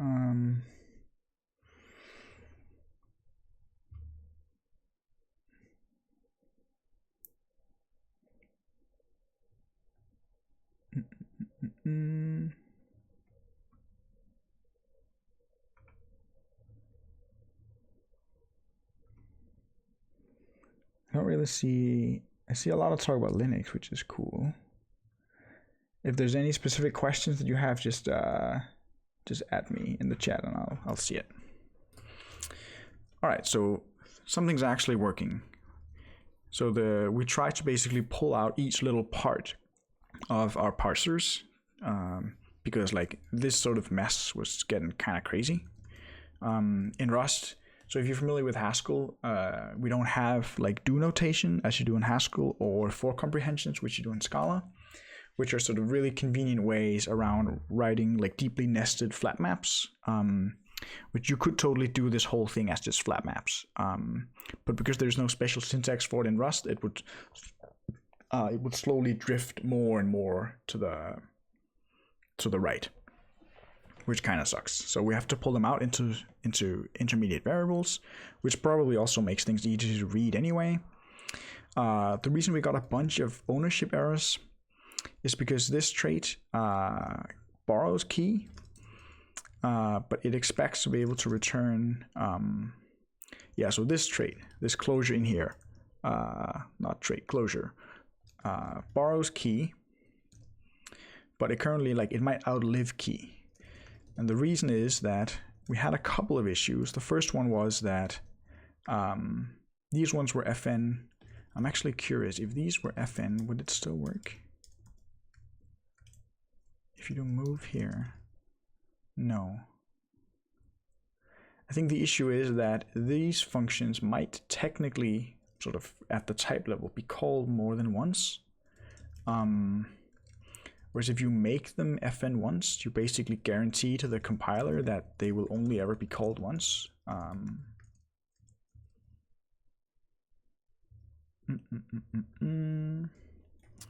Where did we have them? Parse FN once.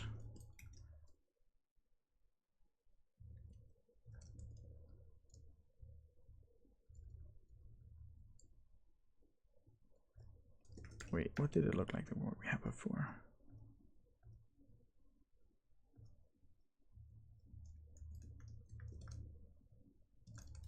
fuck, it doesn't work. I didn't see the arrows, they were higher up. Cannot move out of F because it's bound to share. Yeah, that does make sense. So the issue here is that we can't call a function that's fn once when all we have is an add mute to self, because that will require moving f out of self, which you can't do if you just have a reference. You can only do it if you own it.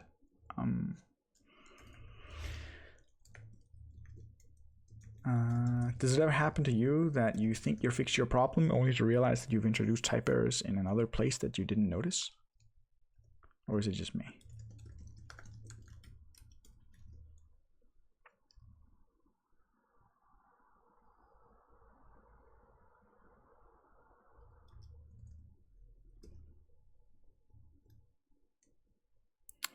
Cannot move out of value parser.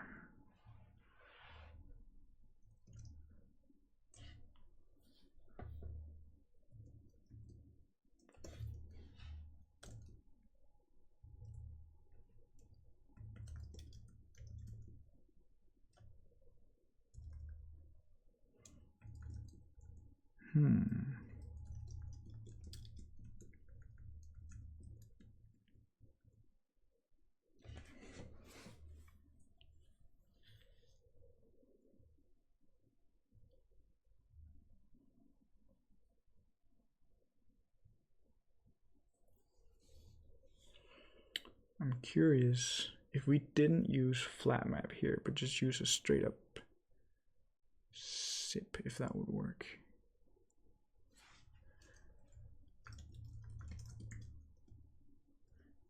No method name clone for zip left.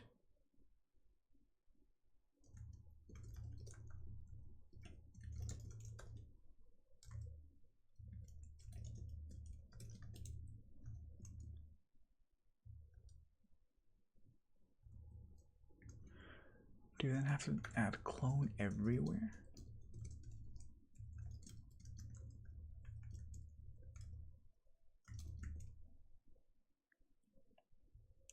Can't move out of pair.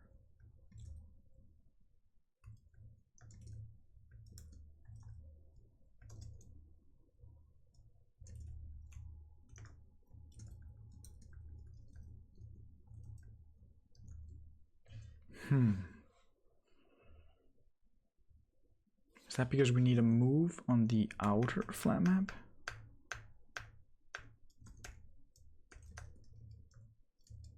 There? No.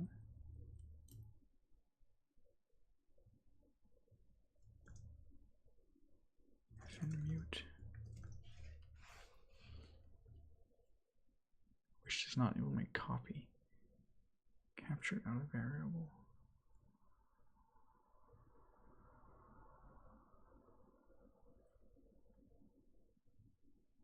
But like I wanted to move.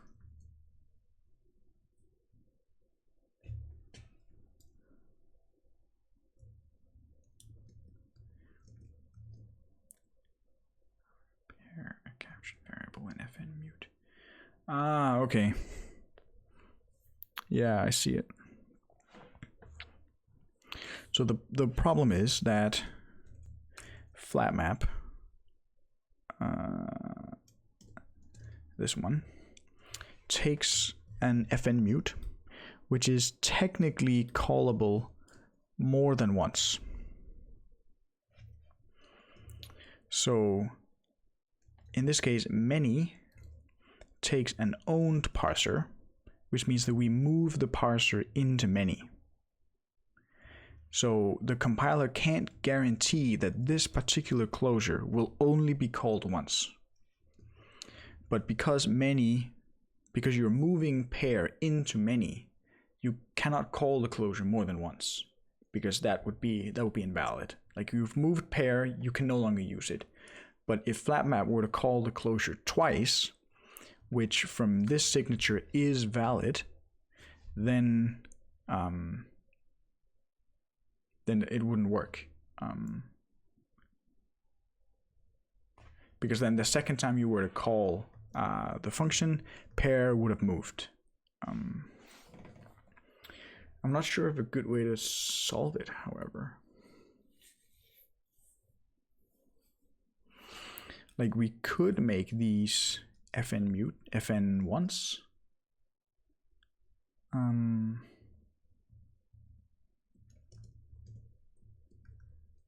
is the where clause down there?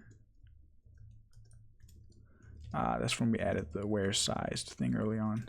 Weird that Rust formats it that way and doesn't just remove it. So if you wanted to make fn once,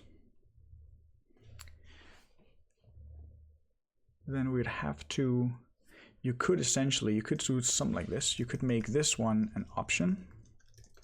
This is super bad. You could make this an option and then say let f is self f take unwrap.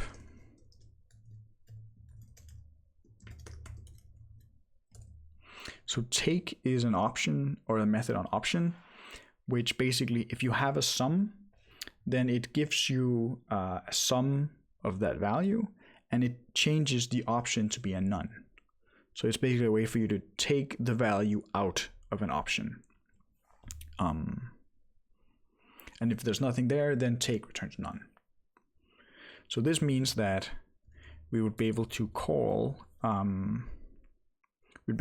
f, because in this case we have an owned f, and we'd be able to call it like that.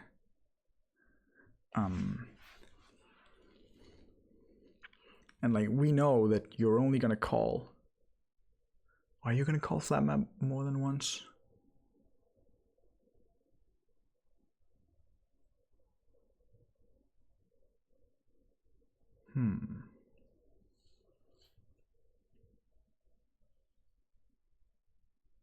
The closure, can you call the closure to give to flat map more than once? I'm thinking if you store the parser in a variable and you then use it twice within the same function.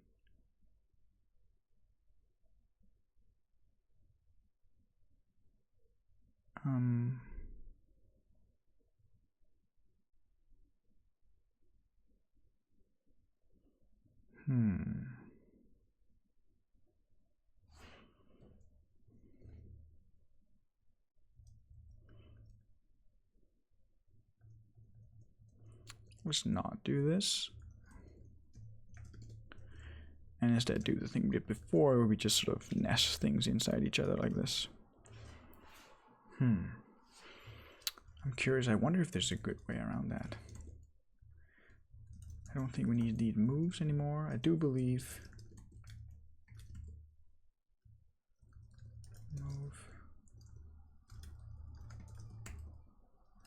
There should be a way to get around this clone here.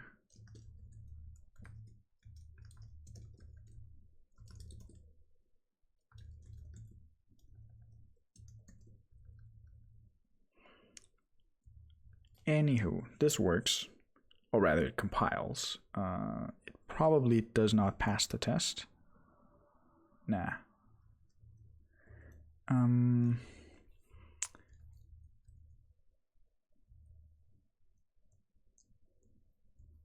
We're not finishing it at least. Alright, so it parses the open curly, then some white space. Then the key is a string white space colon white space. And the pair is the key with a value, which is just a JSON thing with white space afterwards, mapped to a tuple. And then the actual stuff inside the curlies is many pairs. That's not true. It is many pairs separated by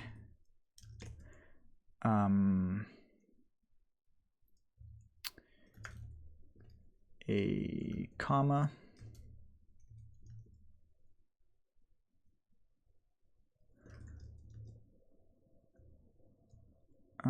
followed by many white space.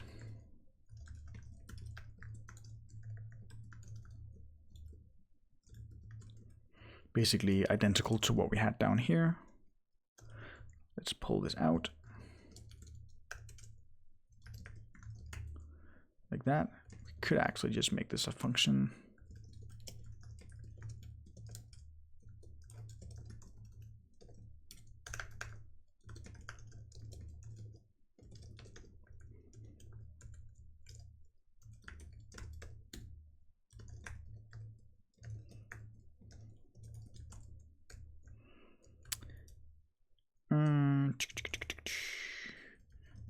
Sep.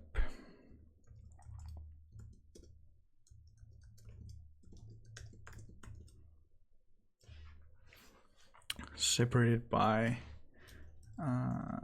let's rename this to comma.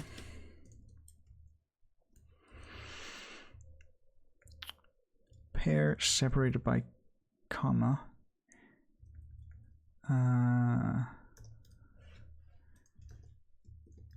Zip left white space. Closing curly.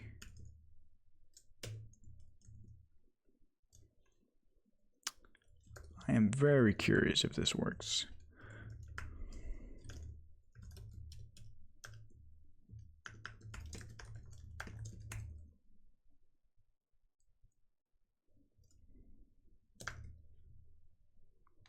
Nope. Expected.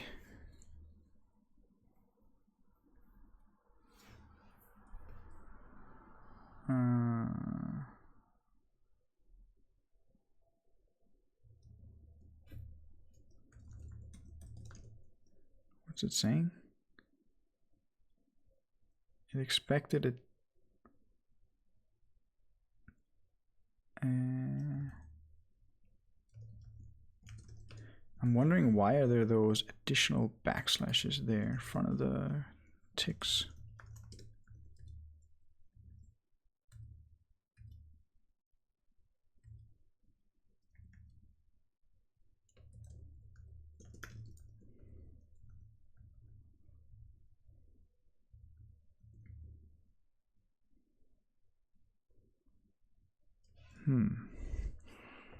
Expected a tab. Got a colon. This is expected white space. Fuck, that's because all these white spaces needs to be many white space. Very nice. Many white space.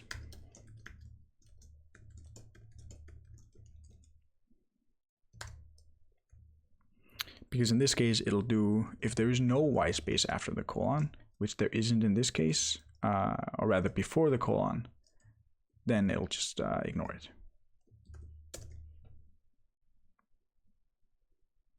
Did you see that? It worked.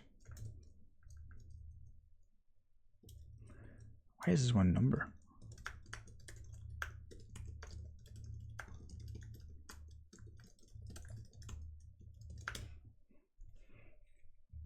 Look at that, we're successfully parsing a JSON object.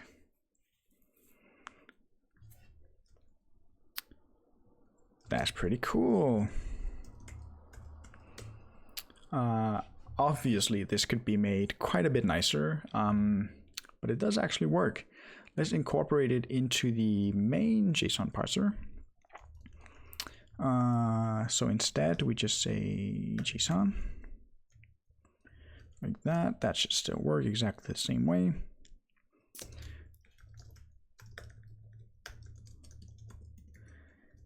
And this is horrible. We need to now say a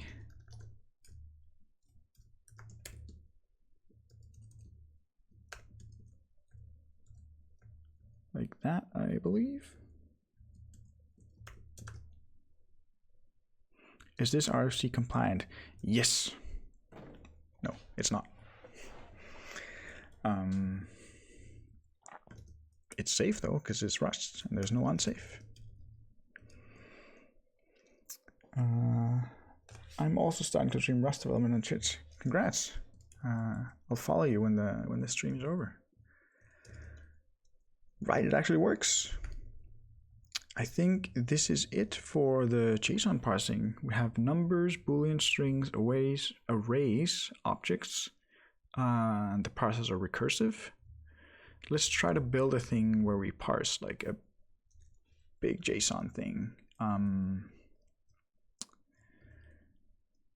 Let's say we have a fn parse JSON.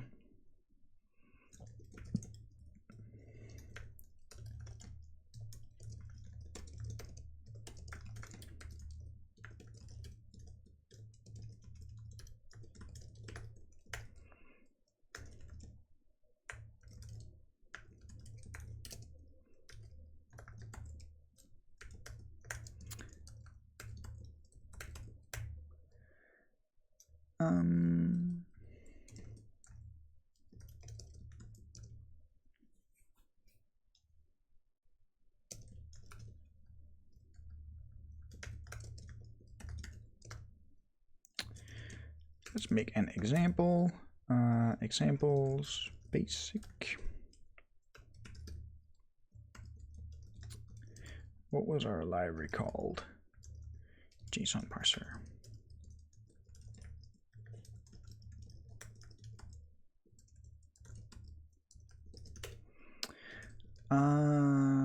Is there a place on the internet that you can go to get some JSON?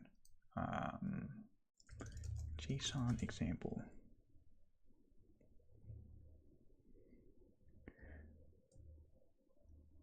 Read a big JSON thing, stringify it, and feed it into the parser maybe. Yeah. This looks pretty good.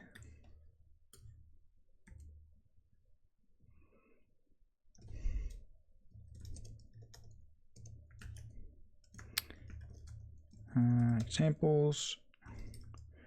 Simple JSON. My editor does this super annoying thing. Like, this is JSON. Notice the quotes are gone. But if you say it's text, then they reappear. So like the syntax highlighting hides the quotes, which is extremely annoying. Why is this one red?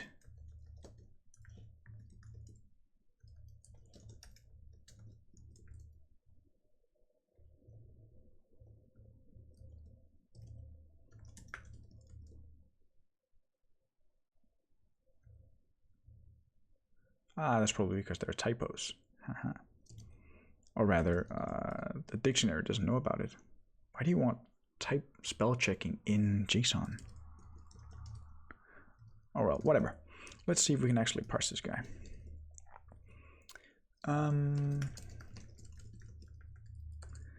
Fs read to string. What was it? That one. Unwrap. Let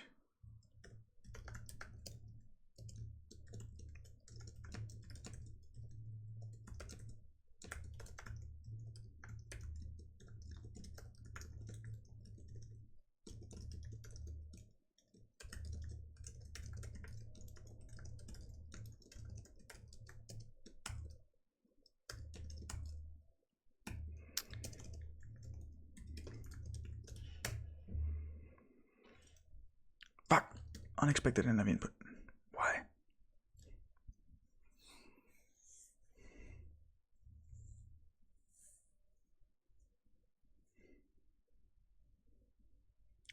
So close. It's really annoying that it hides the I'm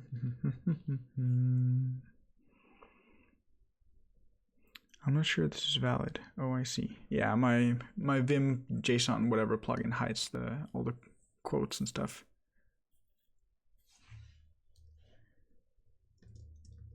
I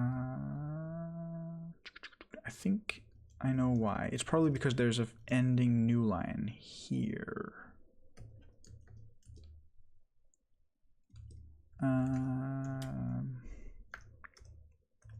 Trim.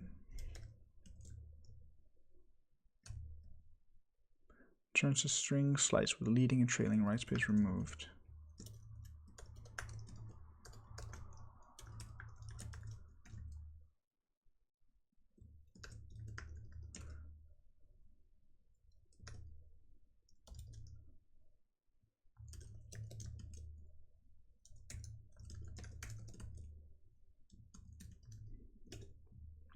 Yeah, that was it. Cool. That's pretty cool. We were able to parse the whole thing. Let's look at that one. JSON generator.com.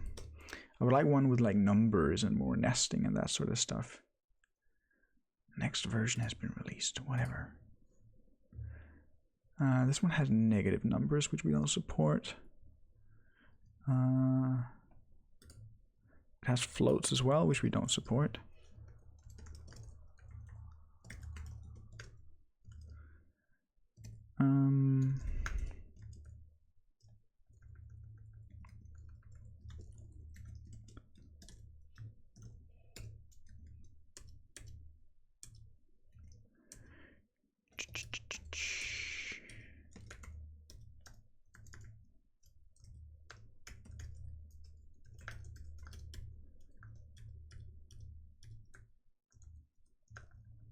This is just a whole bunch of the same objects.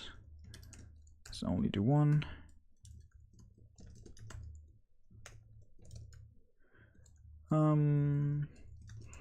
Floats we can't have.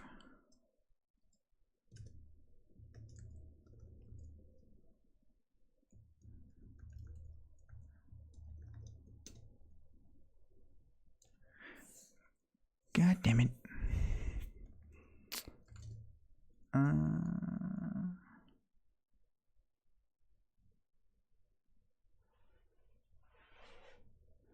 You can configure the template on the right. So it's nice if you want to test some specific part of the functionality. I'm not sure what you mean.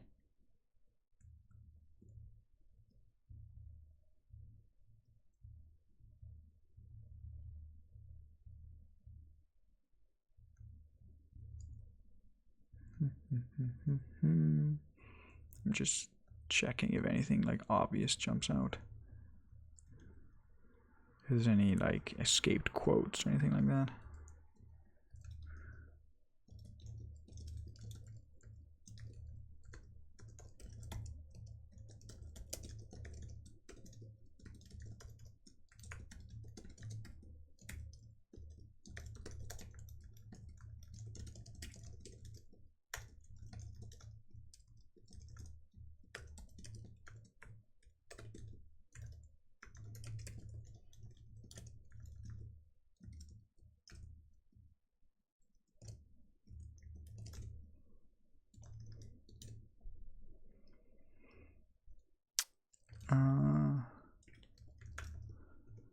We unwrap down there.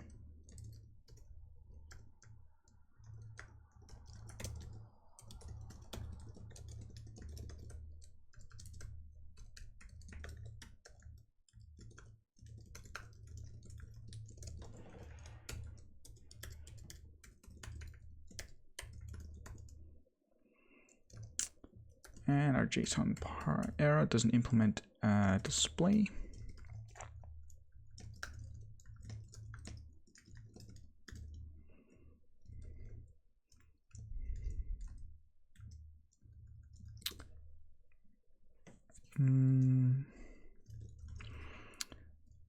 Let's just cheat. Pause error.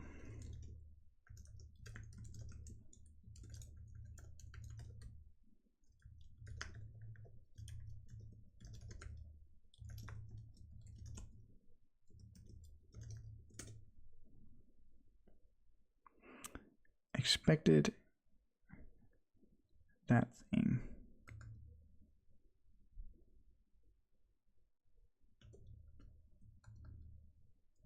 Can it not do like top level arrays?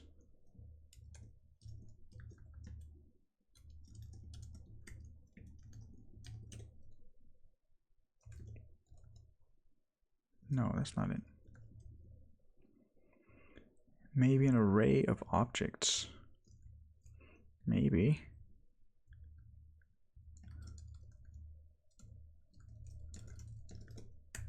If we only do that, and we only have one, doesn't work either.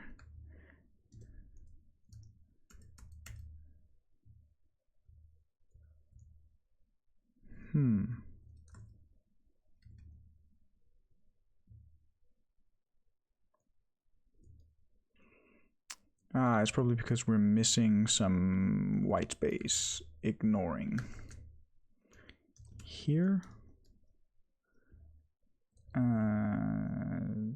there as well, perhaps. No.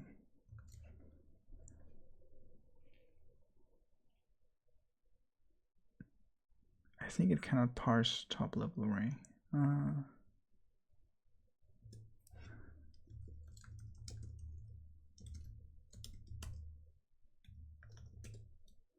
Like if it's just an object at the top level, that still fails.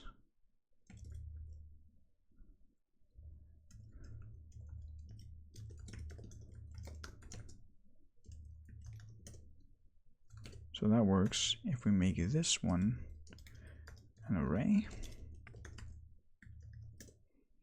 then it fails. So it cannot do arrays as keys in objects.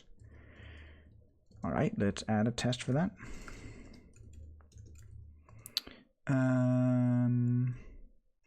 Array as object value.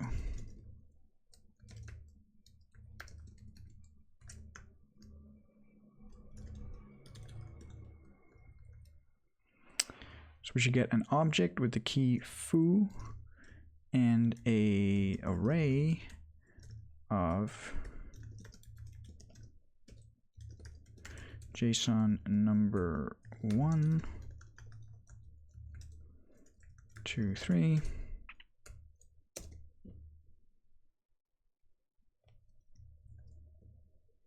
What's the difference? Yeah, we are probably missing some white space stuff. So that's the same, right? Yeah, that works.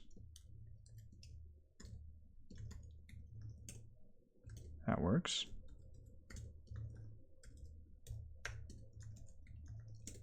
That doesn't work. So it's probably this guy that is not ignoring white space. Let's just see if we can get our test to replicate it. We can. That seems to be the same thing. That is in JSON array. Yeah, we see it. So it starts with an open bracket and then directly starts parsing JSON. You can have white space here. You can technically also have white space there. You do have white space at the end. This one should work now. And it does. Let's see if the whole thing works now. That works.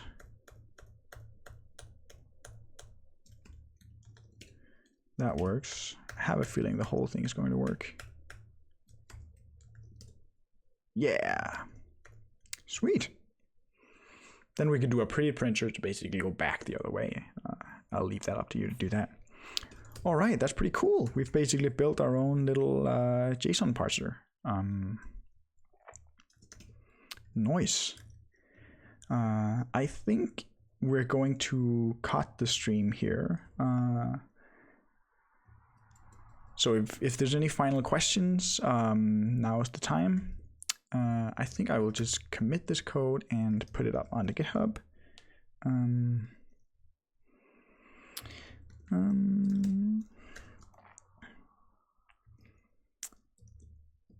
Initial, I'm always like initial commit. I want to come up with something cooler, right? It works.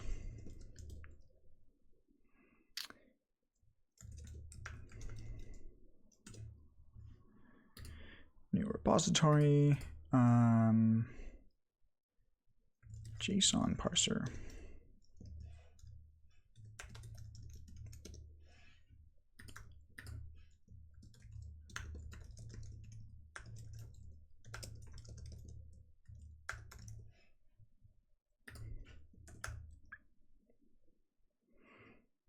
I started to name the version control is awful.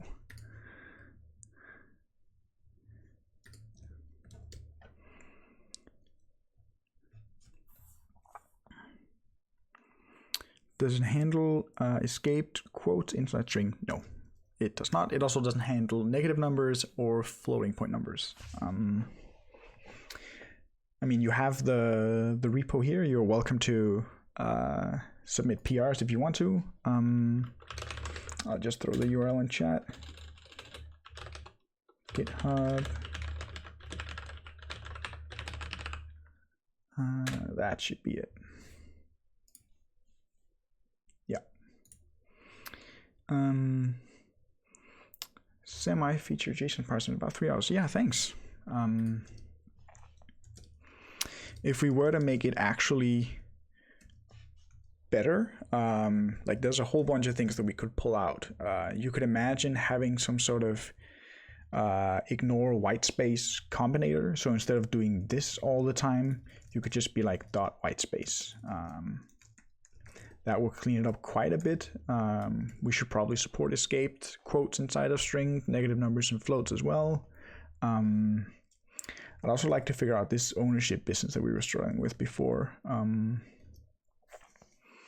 Yeah, otherwise, I think this demonstrates fairly well how you can, with basically one trait that just has sort of one fundamental method, you can build up all these sort of different kinds of combinators around it and build pretty sophisticated parsing tools out of simpler things. I've actually used this exact technique at work where we wanted to parse PDFs for like invoices and stuff like that. So we would convert the PDF to plain text, and then we would do exactly this kind of parsing to it. There's probably many other ways to parse PDFs. This was just sort of the simplest thing that we could come up with. Our data science team wanted to use machine learning and do all that sort of stuff, but we decided not to. Yeah, I think we're gonna cut it here. Thank you all for joining. I've had a lot of fun. So as always, the streams go up on my YouTube channel. I believe there's a link in the info panel thing below. Otherwise, you're welcome to follow me on Twitter. I'm gonna post the link there as well when it's up if you want to rewatch it. Otherwise, thank you all for joining, and take care. I'll see you in about a week. I usually do these streams like once a week on Sunday. I always tweet out before I go out. Yeah, thanks. Take care.